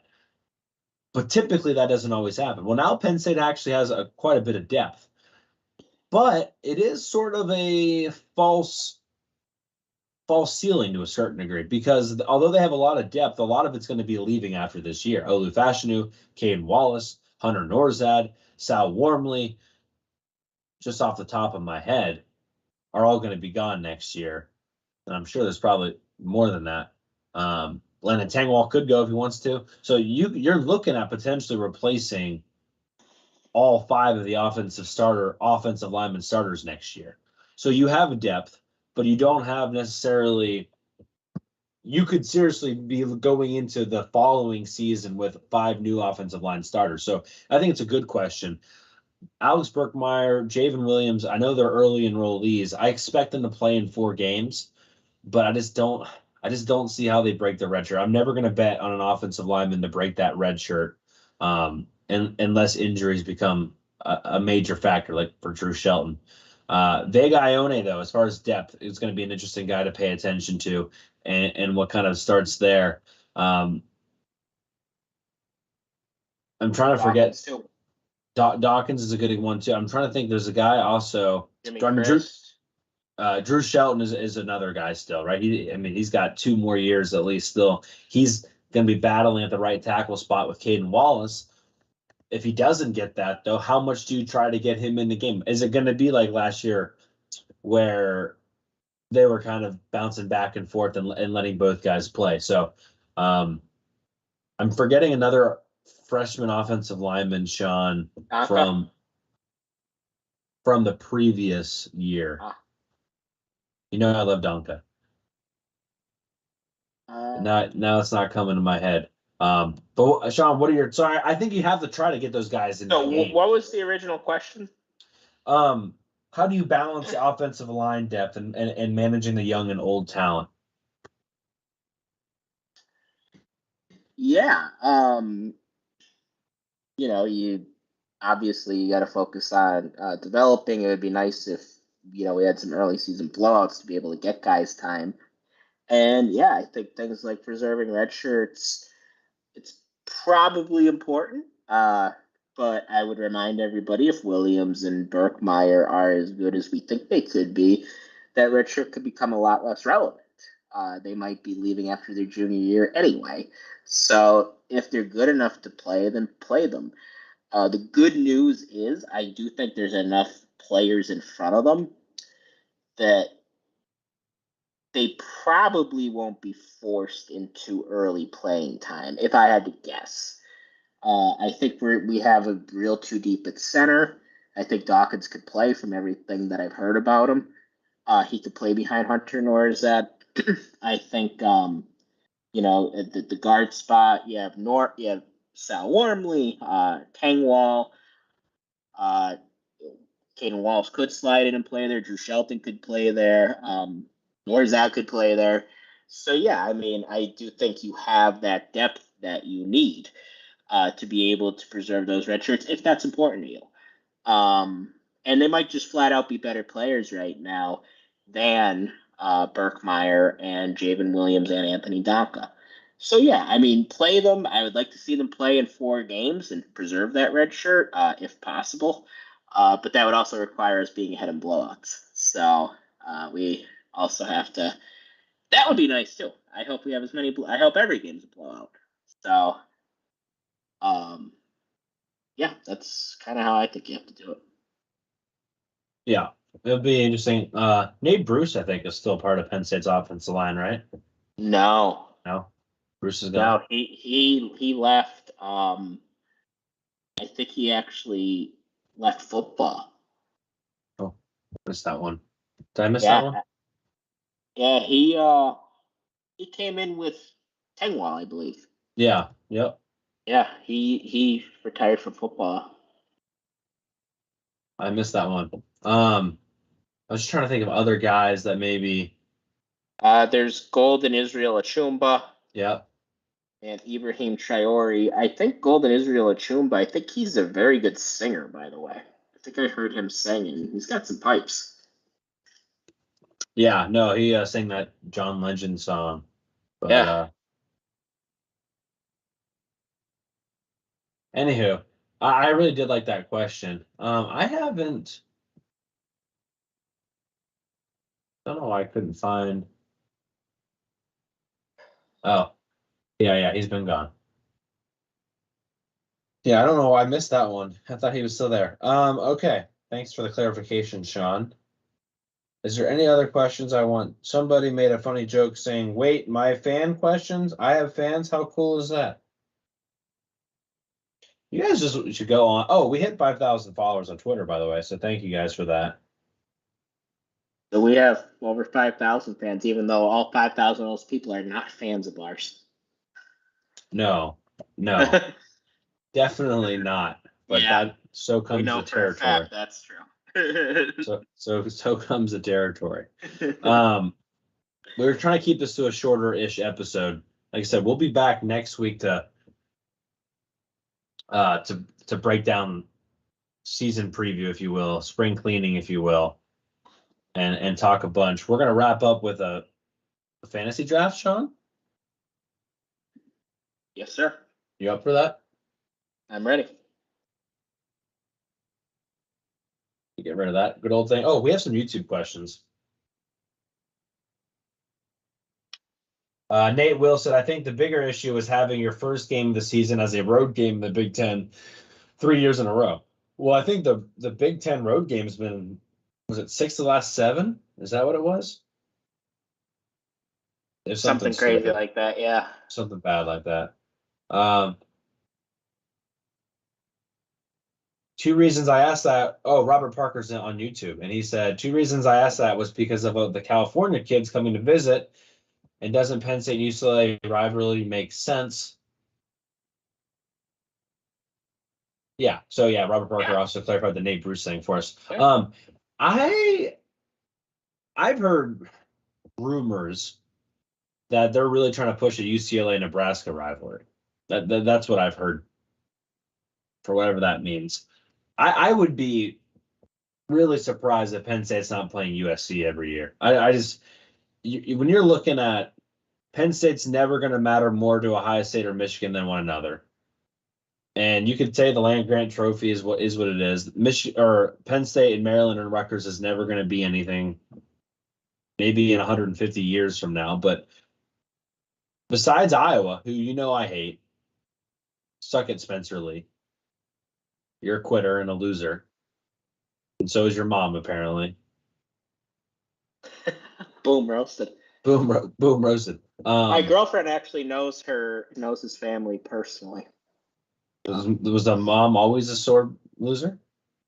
She said her mom was, okay, she didn't really know her that. She knew her a little bit because she used to hang out with her daughter, who did chorus with her. But yeah, she said she was, she was there, but yeah, she knew them personally. So a little fun fact for you. I don't think she knew her glasses though, which have been destroyed. And rest in peace to those things. Yeah, in Tulsa. But besides Iowa, I just don't see, Penn State's still yearning for that. And I've talked about this before. Actually, before I made the correct pick of Penn State going to the Rose Bowl, although I had USC playing Penn State. I was like, Lincoln Riley versus James Franklin is something that could be something fun to watch for decades to come. And so we'll see. We'll see. I would personally rather play USC than UCLA every year, but that's just me. That'll be interesting, though. I do think there's a lot of guys in this upcoming class, and I know we haven't hit recruiting as hard yet. We'll get there. Probably not next week, but the week after. There's a lot of kids that just came this past week, by the way, like 60-something people. Oh, I do have a story I want to tell before we get into the draft, Sean. But yeah, I think I would take. I was going back to that point. Yes. So yes, I could see the benefits of getting out there and recruiting and getting some of those guys to see Penn State more. That'd be fantastic. For sure. That's one of the benefits of getting the two LA schools is it does open up a new recruiting market for you. Penn State hasn't pulled a recruit out of California since Cole Farmer, and that was forever ago. So I think that's kind of an untapped area for us. And yeah, I mean, USC just has more prestige than UCLA at football. From that perspective, I think it would be better to have some sort of rivalry with them. I mean, the thing about Penn State is we're never going to be anyone's primary rival in the Big Ten. Like USC and UCLA are still going to have each other. And that's something I could live with. I'm all right with being #PS unrivaled. Because in my lifetime, we never had a real rival. I mean, I know people could say Pitt, but we played Pitt, 4 times in the last 20 years. I mean, at a certain point, is it a real rivalry if you don't play them? And I know for our Yinzers out here that are Penn State fans, I mean, the Pitt-Penn State rivalry does mean something, and our older fans, it does mean something. But in my lifetime, we haven't played them a whole lot. And I think to have a rivalry, you got to play. And I'm all right with not having a real rival. That's just me, though. I think it kind of makes Penn State unique. And I've always had fun watching Penn State when we're good, and I'm all right with not being anybody's primary rival. Besides, I hate Notre Dame more than Pitt anyway. Sorry, I'm trying to find this. So I want to get this right. See if this is the right guy.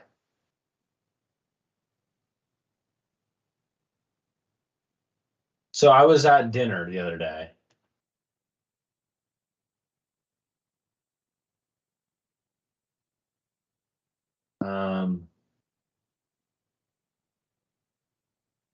See if I can find him real quick. So I was at dinner. See you and yell at you. No. This has got to be him, and there was a recruit there. See if this is him or not.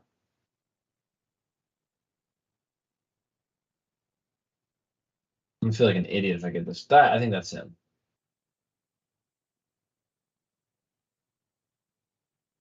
Oh man, I might have to wait to drop this story because I cannot.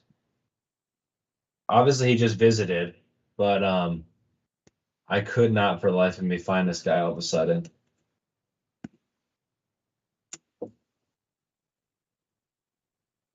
Sorry, everybody. I was trying to find something cool. I had a really cool story to show, but unfortunately,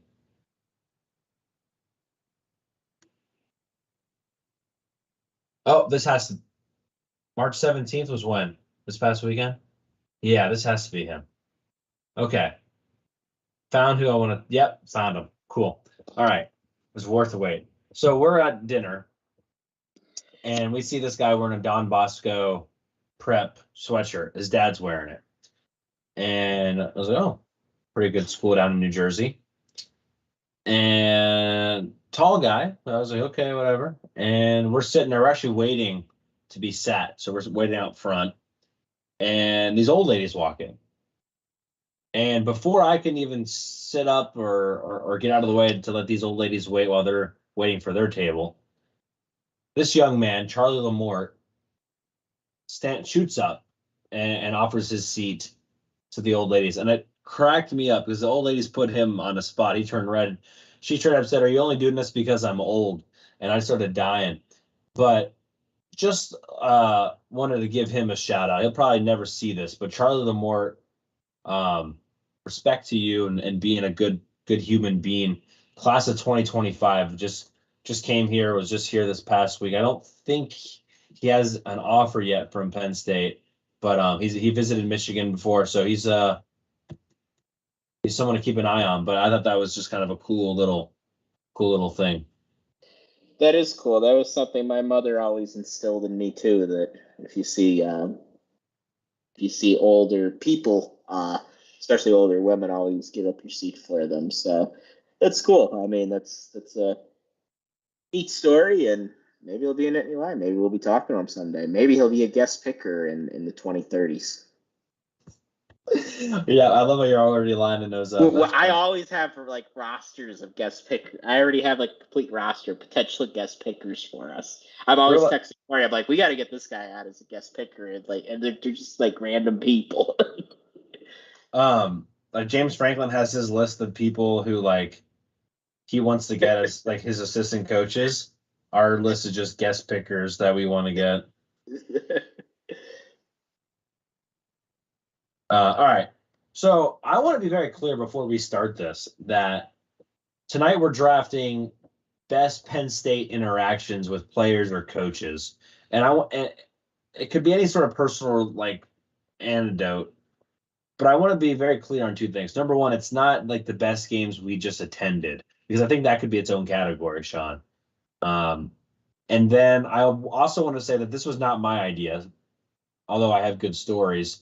DKW, I believe, tweeted at us a little bit ago and said, "Hey, like this is, if you guys are looking for ideas for drafts," he's like, "You guys have told some funny stories about yelling at receivers at Taco Bell.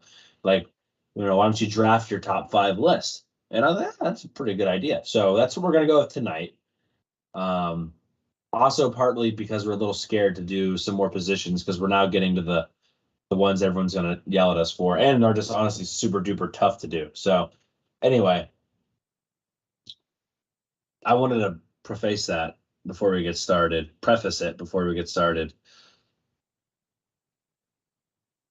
I guess I can get the coin toss out. Did you coin toss or did I coin toss last time? You called it last time. I did? Okay. All right. Go ahead. In the air. Heads. I can't tell. It is tails. All right, you go first.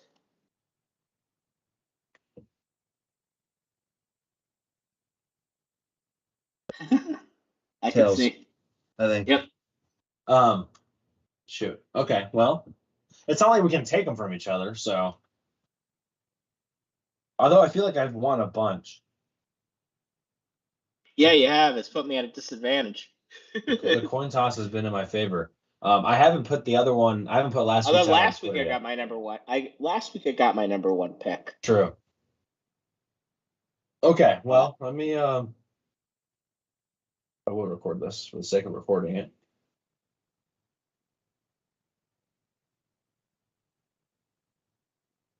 Penn State football personal interactions with players or coaches. Time to rank them. Sean lost the coin toss. I have the first pick. With my first pick, all-time moment for me for a lot of different reasons. But it was the 2016 Penn State-Ohio State game. And we stormed the field. When we first get there, there's bleachers there. And like, wow, the athletic department really believes that we're going to win this game because they want people to get down off the stands safely. So that was the first big indication that they believed enough that they thought we needed to set up a way for the students to get down safely. Our one buddy, G-Wiz, bad hip. So we actually the security people actually like let us get him down onto the field before the game had even finished. So we're on the field before the final kneel down even. So I'm not kidding you when I say I'm probably one of the first 10 people on the field that day, because I'm on the field before the clock has even hit 0. And G-Wiz slips and falls in the end zone, and I turn around to like pick him up, and there's just a wave of white already coming. I'm like, well, I just lost a friend, but I'm going to keep going. But the interaction that I wanted to share, and I think I've said this before on the show, just out of pure chance. Back when Coach Spencer, the defensive line coach, was at Penn State, the Wild Dogs, he really took to the Nittanyville folks and the campers there, and just I mean, when the game was over, everyone just celebrated and just ran and found someone to embrace. I mean, that's just the best way to put it. And just so happens that Coach Spencer, Coach Chaos, and I run into each other, and that guy jumped into my arms and wrapped his legs around me as if like he was a fan. And I'm just sitting there like, and I'm literally like, it was quick, but it was like a moment of embrace. And he literally jumped into my arms, and I'm like, just, we're screaming and we're yelling. And like, you know, obviously Nittanyville campers did not sacrifice the same amount as coaches and players did, but there was a moment of like, holy crap. And I'm sure a lot of fans probably felt that way that day, just about like a breakthrough moment, like we're doing this. And that was like a shared just energy vibe for that split second. Then we just looked at each other, and then we just went screaming in a different direction to embrace somebody else. And I feel like that was just a percolating thing across that entire field that night. But it's something that I will never forget, because it was, I mean, it just culminated everything. So that, to me, because of the situation, obviously, but that moment, I'll never forget that. Yeah. So I'll tell the same story. So this will be my number one too. The same story according to Sean. Also the 2016 Ohio State game.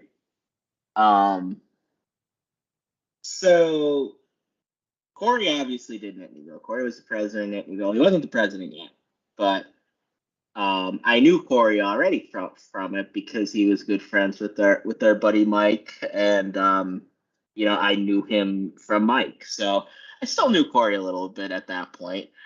And I hadn't done Nittanyville at all. I'd never sat front row. So Mike, being an officer from Nittanyville at the time, had a certain allotment of tickets for the front row. So his now wife, then his girlfriend, Alex, her sister, was a student at Penn State at the time, and she couldn't make it down that week. And she usually sat with them in their section. So Mike asked me, he said, "Do you want to sit with us?" And I said, "Sure." So I didn't expect to win. I mean, I'm just being honest, but I was like, I'll be in the front row, and if we ever win, it's gonna be crazy. So we get there early. I get my wristband and everything, as Corey knows you do, and and we get in around 4:30, and it's just so cool to be in the front row and just see the whole stadium fill up behind you, in front of you, and everybody's wearing white.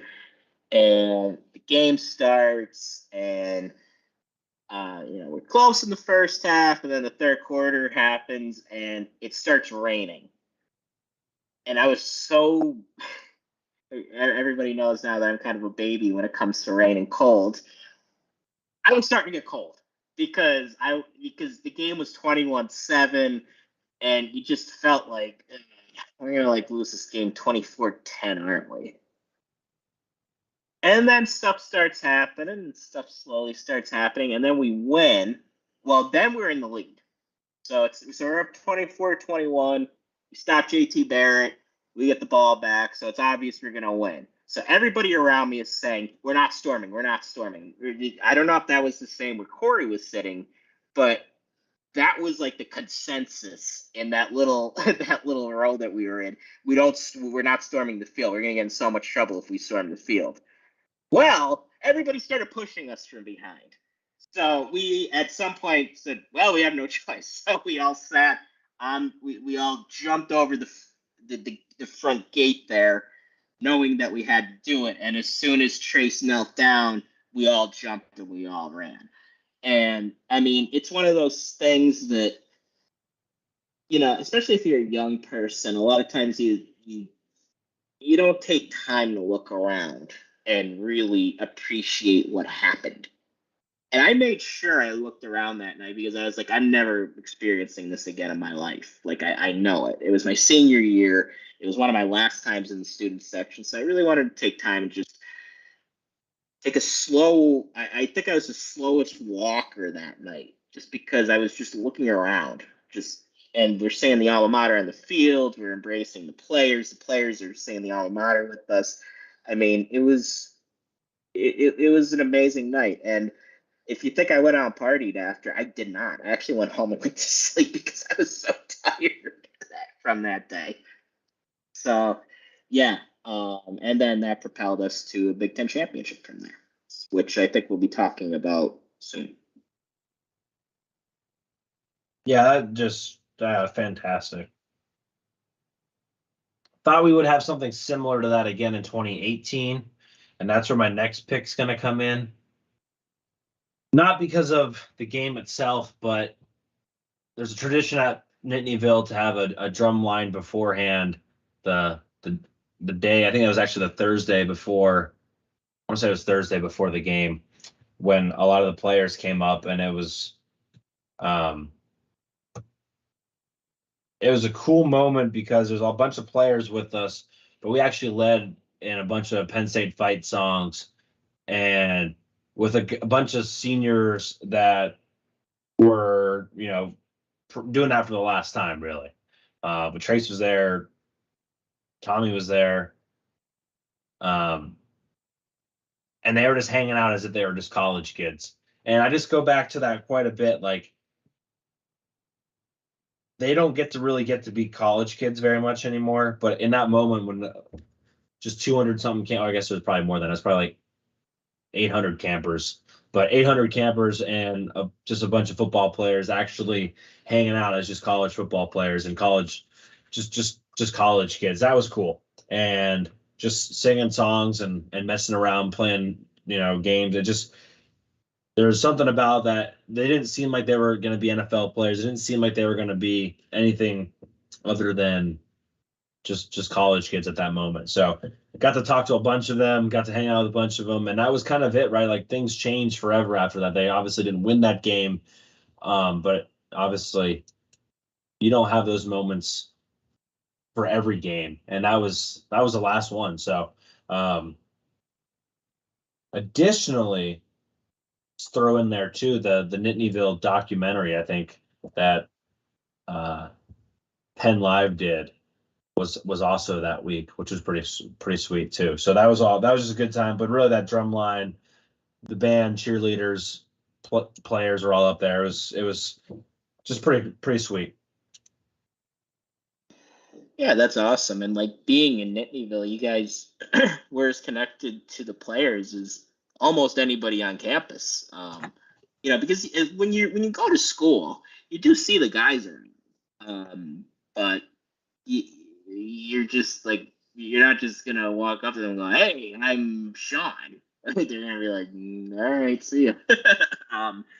But speaking of that, I do have my funniest interaction with the player. Well, you'll probably say Deshaun Hamilton, but like, just like, and this probably doesn't top it, but so I'm living at Beaver Hall my junior year. So the freshmen live at Beaver Hall.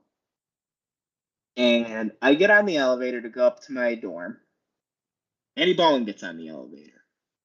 So Manny, we're just, I saw his name tag, so I knew who he was. This is before he was really playing a whole lot.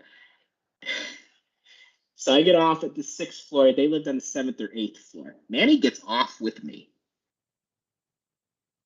Weird. And then I just hear him go, oh shit. He ran to the elevator and got off on the wrong floor, and I was just chuckling to myself. I was like, this guy. So that was one of my just like I said, I don't think it tops the Deshaun Hamilton story, which I'll get into for those of you who haven't heard it, but it's still a pretty funny story in my opinion. I had heard that before. You did hear it before? No, I hadn't. Yeah. Yeah, so that was my only interaction ever with Manny Bowling.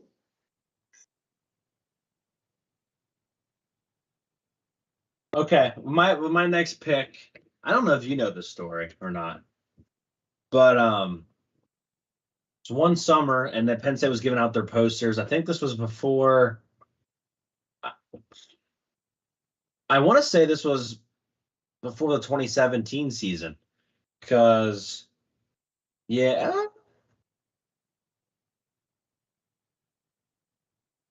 I don't think it was before the 2016 season. I'll have to double check. Oh yeah, it was before the 2016 season. Yeah. Yep, it was. It was before the 2016 season. Penn State had hired Joe Moorhead, but obviously we didn't know how good or great he was going to be. And they were giving out their posters and like the scheduled posters. And Joe Moorhead tweeted something on Twitter about, hey, we got posters given away here. And I tweeted at him and I said, hey, can you drop one off at my house? Just all jokes aside. Dude messages me on Twitter and says, where do you live? And Joe Moorhead shows up to my house in a green polo. I don't remember. I don't think he actually came in my house. I don't remember if he came in or we just talked outside. I was actually dumping my garbage out, and he pulled up in this car and just standing there. And if you guys don't never seen Joe Moorhead in person, he's a really tall dude. He's just standing there in his green polo. I'm like, who? And then I realized who it was. I'm like, holy crap, he actually brought me stuff. And he brought me multiple signed schedules and shook my hand and talked to me and said, hey, thanks for supporting us, blah, blah, blah. And obviously that run, Nittanyville being that close and Joe Moorhead, don't say we have a personal relationship with Joe Moorhead, but he's often given us a lot of his time to talk about things and responds to us whenever we talk. He was actually, when he was at Oregon before COVID hit, he was going to help me out and get me tickets to the Oregon-Ohio State game. I was going to go see some of my buddies before COVID happened. So Joe Moorhead just randomly kind of went out of his way one day to drop off posters before the 2016 season and has kind of just hung around and is at least kind enough to respond to our DMs, all because he showed up at my house one day. So, any dude that's as chill as that, didn't have to do anything like that. Kind of insane that he did do stuff like that. And then after that was history, right? Then became a head coach and has been around and now at Akron. But that's why we'll always be big Joe Moorhead fans on this show. So Joe Moorhead went to your house. Yes. That is pretty cool. That I am impressed. All right, so you mentioned Coach Chaos, and I actually forgot this happened. But I had a Twitter interaction with Coach Chaos back in 2014. So I was 19. And me being a 19-year-old, I was looking for some clout. So I tweeted at Coach Chaos. I said, I'm reading it right from Twitter. I got a paper to finish an exam tomorrow. I need a Coach Chaos pep talk to fire me up, and I tag Coach Chaos in it. He goes, "You've prepared for this moment all week long. This reward is victory. Nothing more, nothing less. Go get it, dog." So Coach Chaos did tweet me back, and I said, "Thanks, Coach. Go get this dub this Saturday." It was November 2014. I'm gonna say we didn't get the dub, but I also don't know who we played. So if you give me a second, I'll look up who we played that day. But yeah, that was my one Coach Chaos interaction. He used to respond a bunch on Twitter to people. Yeah, he was very active on Twitter. He was just such a cool guy. Yeah, I do miss Coach Chaos.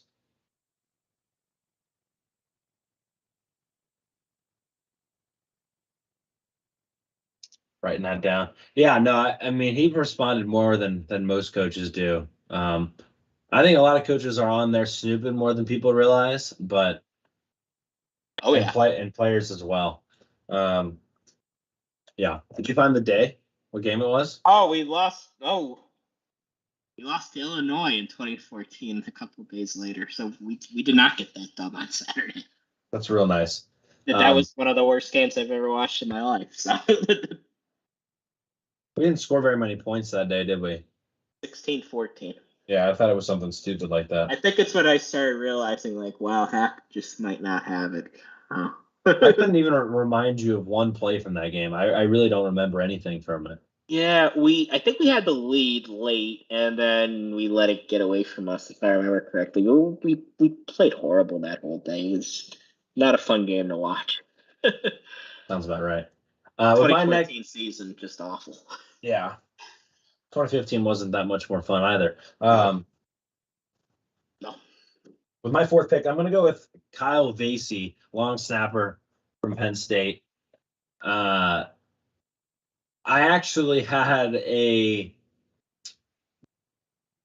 CAS 100 class in the summer with Kyle, Peyton Banks, and Vince.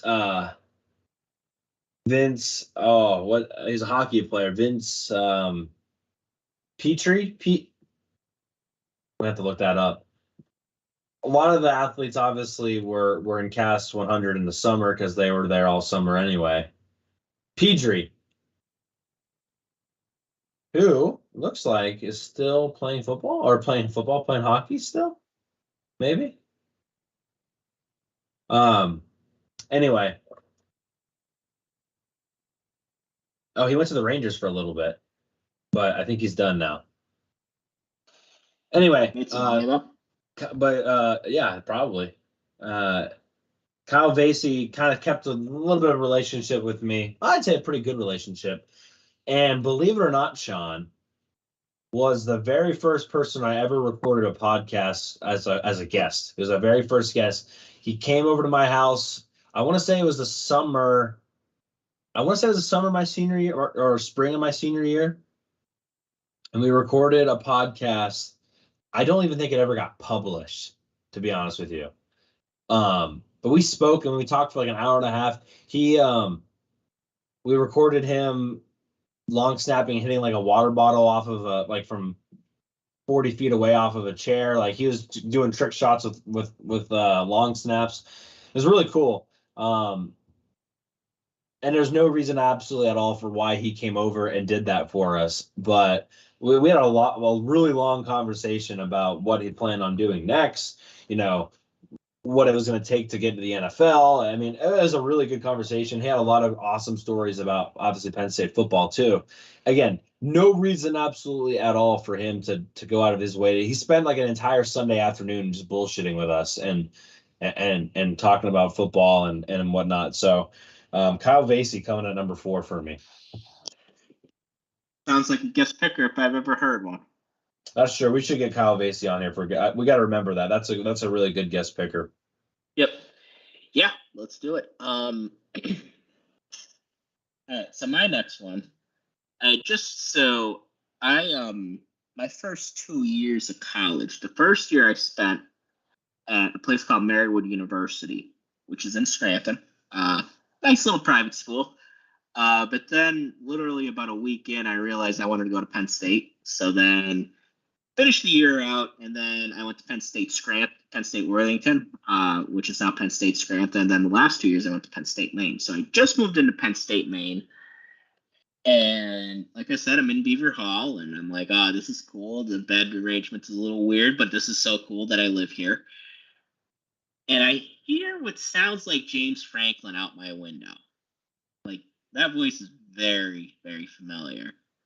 And he's yelling at someone. Actually, not yelling at us, surprisingly, but he's yelling at someone else.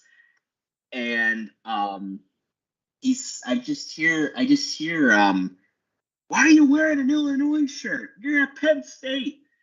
I'm like, that's James Franklin. So I look out the window and there's James Franklin yelling at this kid who looks like he's moving in his brother, if I had to guess, and he's wearing an Illinois University shirt. And Franklin's just giving him a hard time because the football players, for those of you who don't know, they always help students on campus move in. So Franklin was there, and he was either overseeing it or helping himself, helping other kids move in himself. So I just thought that was cool because, Franklin, that's him. Like, you can't wear red inside a lash, and if they see wearing a different team shirt on Penn State's campus, yeah, they're going to give you a hard time, and I'm cool with it because it's a fun little thing, and he'll break people's balls for it.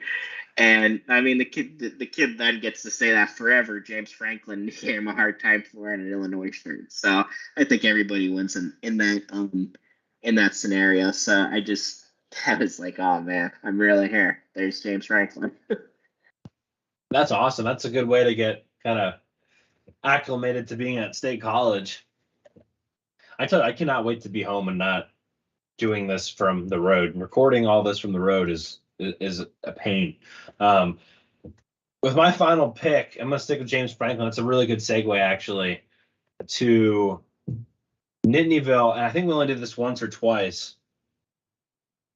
But James Franklin would host a Q&A with all of the campers in Lash, and we sat down in the team meeting area. And the one time, I want to say this, I think you guys still might have been in school because I think it was my sophomore or junior year. I think it might have been my junior year. Well, no, it might have been my sophomore year. But we were sitting there, and I'm not kidding you, James Franklin spent over an hour. I'm talking an hour and a half, maybe hour 45 minutes, answering every random question that a bunch of students could come up and conjure up for this guy. I mean, think about how tight his schedule is and how many things he wants to get done today and all the things he wants to do. And he took almost 2 hours out of his time. So like they showed like a recruiting video to us. They showed us like, they showed us around the facilities and stuff too. And again, this was probably like, I don't know, 8 years ago now, but 6 to 8 years ago. And they answered all the questions that, like, again, all these kids could come up with about this, about that. I asked a really dumb question about why we don't kick the ball. I never forget. He got so pissed at me. I straight up asked him why we don't kick the ball to like the 5-yard line. This is back before you could fair catch things in kickoffs. Like why we don't kick the ball to the 5-yard line like Ohio State does, and then pin the opponent deep. And he hated that question because I brought up Ohio State too. And he straight up was like, well, there's more to it than just But I always wondered that, like, why don't we do that more? Like Ohio State does a good job of getting them inside the 20, and yet we didn't do that very much back then. But I think that was because of the lack of depth. But he got so pissed about that question. But no, I mean, he often too about the Illinois thing. Guy was wearing a red sweatshirt. I think he went and got him. Like they just have free shirts somewhere in like in a box, and I'm pretty sure he found an extra large shirt and threw it to the guy. Said, "Put this shirt on. Cover up your red shirt. Like you're gonna wear this shirt for the rest of the meeting, because I don't want to see that red shirt that you're wearing." It wasn't even an Ohio State shirt, just a red shirt in general.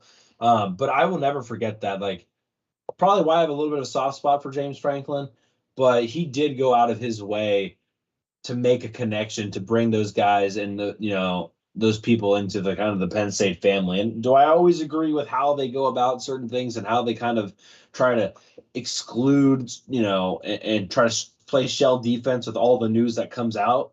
I get why they do it, but in that moment, he didn't really owe any of those students anything, and he gave up his time, which is a lot more valuable than ours, and also his resources to kind of just.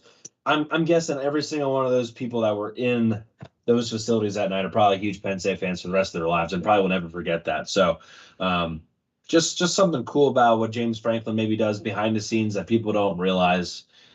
There's plenty of stories like that. I mean, you can go down the list. He does stuff like that all the time. If you go to the radio show, I think it's at the Field now. But I mean, just that kind of stuff, he's a master at it. That's what you see why he's such a good recruiter. The way he would make people, Sean, freshman woman there who maybe never watched a Penn State football game in her life yet, and she would ask a pretty maybe dumb question about something, and the way he listened to their question, the way he thought about her question before answering, you can see why he's such a good recruiter.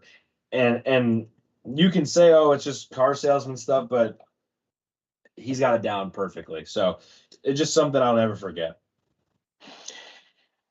No, he's a very personable guy, and there's no question about that. Like he could be, I mean, he could be very charming. He could be very kind to people, and I think around the community, people have observed that. Like you don't hear a lot of people going, and we hear from a lot of people saying that James Franklin was such a jerk to me at this point in time, or I had a bad interaction with James Franklin. You really don't hear that. Like he's really embraced the community. He kind of makes everybody feel like they're a part of it, because in his mind, I think he really does believe that everybody's a part of it, and that you need the community, and the community is part of why he makes the big bucks. You know what I mean? And he knows that as many problems as he has with the athletic department, he knows the fans want to be great. He knows the fans want to get to that level. It's just the athletic department, it's the board of trustees, it's a whole apparatus that he has to be able to overcome. But I think he knows that the fans' hunger for another national championship is there, and he's always using terms like we need everybody pulling in the right direction, and that's a little. I think he defines pulling in the right direction maybe a little differently than we do. And that I think his definition of pulling in the right direction is, well, you're gonna listen to me when it comes to injuries and things like that, and we have to keep injuries hush hush, and we have to be like the Pentagon. And if you're when it comes to injury information, if you're not about that, then you're not pulling the rope in the right direction. So we might have different definitions, but he realizes the importance of the community. Like he came from Vanderbilt, where he had to literally go to frat houses and beg the frat guys and beg the people at the parties to go to the games. So that's where he came from at Vanderbilt. So here, when he got to Penn State, it's just night and day. So yeah, I wanted to talk about that a little bit. But my last pick, I'm gonna have to do the Deshaun Hamilton story, because to me it's the funniest one and it's the best one. So this was winter semester 2017. So we already won the Big Ten. I'm a senior. I was just at the first all night, and I'm pretty intoxicated. So we want McDonald's. McDonald's is a pretty short walk from the first, just down the street a little bit. And I see Deshaun Hamilton walking out of McDonald's. So he's a good distance away from me, probably about 15 yards away from me. So me in a drunken state just yelled Deshaun Hamilton in the middle of the street. And Deshaun, to his credit, turns right around, walks over to us, and has like a full 5 to 10 minute conversation with us. And couldn't be friendlier. Just really, you could just tell, like, a really nice kid. And he ended up getting a picture with all of us. I'm going to have to look for that picture somewhere, because it does exist, of me and, like I said, Mike, his now wife Alex, and our other roommate Kayla. So he couldn't have been nicer to us, and he didn't have to do that. He could have just kept walking, or been like, "Drunk guy, it's time to go home," or been a smart ass to me. But he wasn't, and I thought, and as funny as that was, and as funny as as much of a scene as I made, Deshaun just handled it with such class, and I thought it was really cool. Yeah, because he didn't have to. No, he could have been like F off and kept walking, or just kept walking and pretend like he didn't hear me. And I wouldn't have blamed him either way, but he handled it in the best way that he could. So I think that speaks a lot to who he is as a person, too. Yeah, for sure. Well, we said this was going to be a short show and ended up being 2 hours, but I do want to cut it off now before it goes any further. We'll be back next week. Huge spring preview. Going to talk a lot about Penn State football position battles. We're going to go into the weeds a little bit. So I'm really looking forward to it because it's like basically what we do for to start the season, but we're going to do it to go into the spring. So this is the next time we do this after what we do it next week will be before the season starts, which is pretty cool. You think about it like that. Yeah. I mean, spring practice will be here, and then we'll be really recruiting heavy, and then we'll start previewing the season. So it's going to be here shorter than you think, guys. Yeah. We're once you hit April, it feels closer too, doesn't it? Like in March, still kind of feels. But anyway, that's all I got, Sean. Any final thoughts? No, I think we're good. All right. Well, for Sean Kane, I'm Corey Listoki. You've been listening to Hardcore Penn State Football. Until next time, bye, everybody. Have a good night.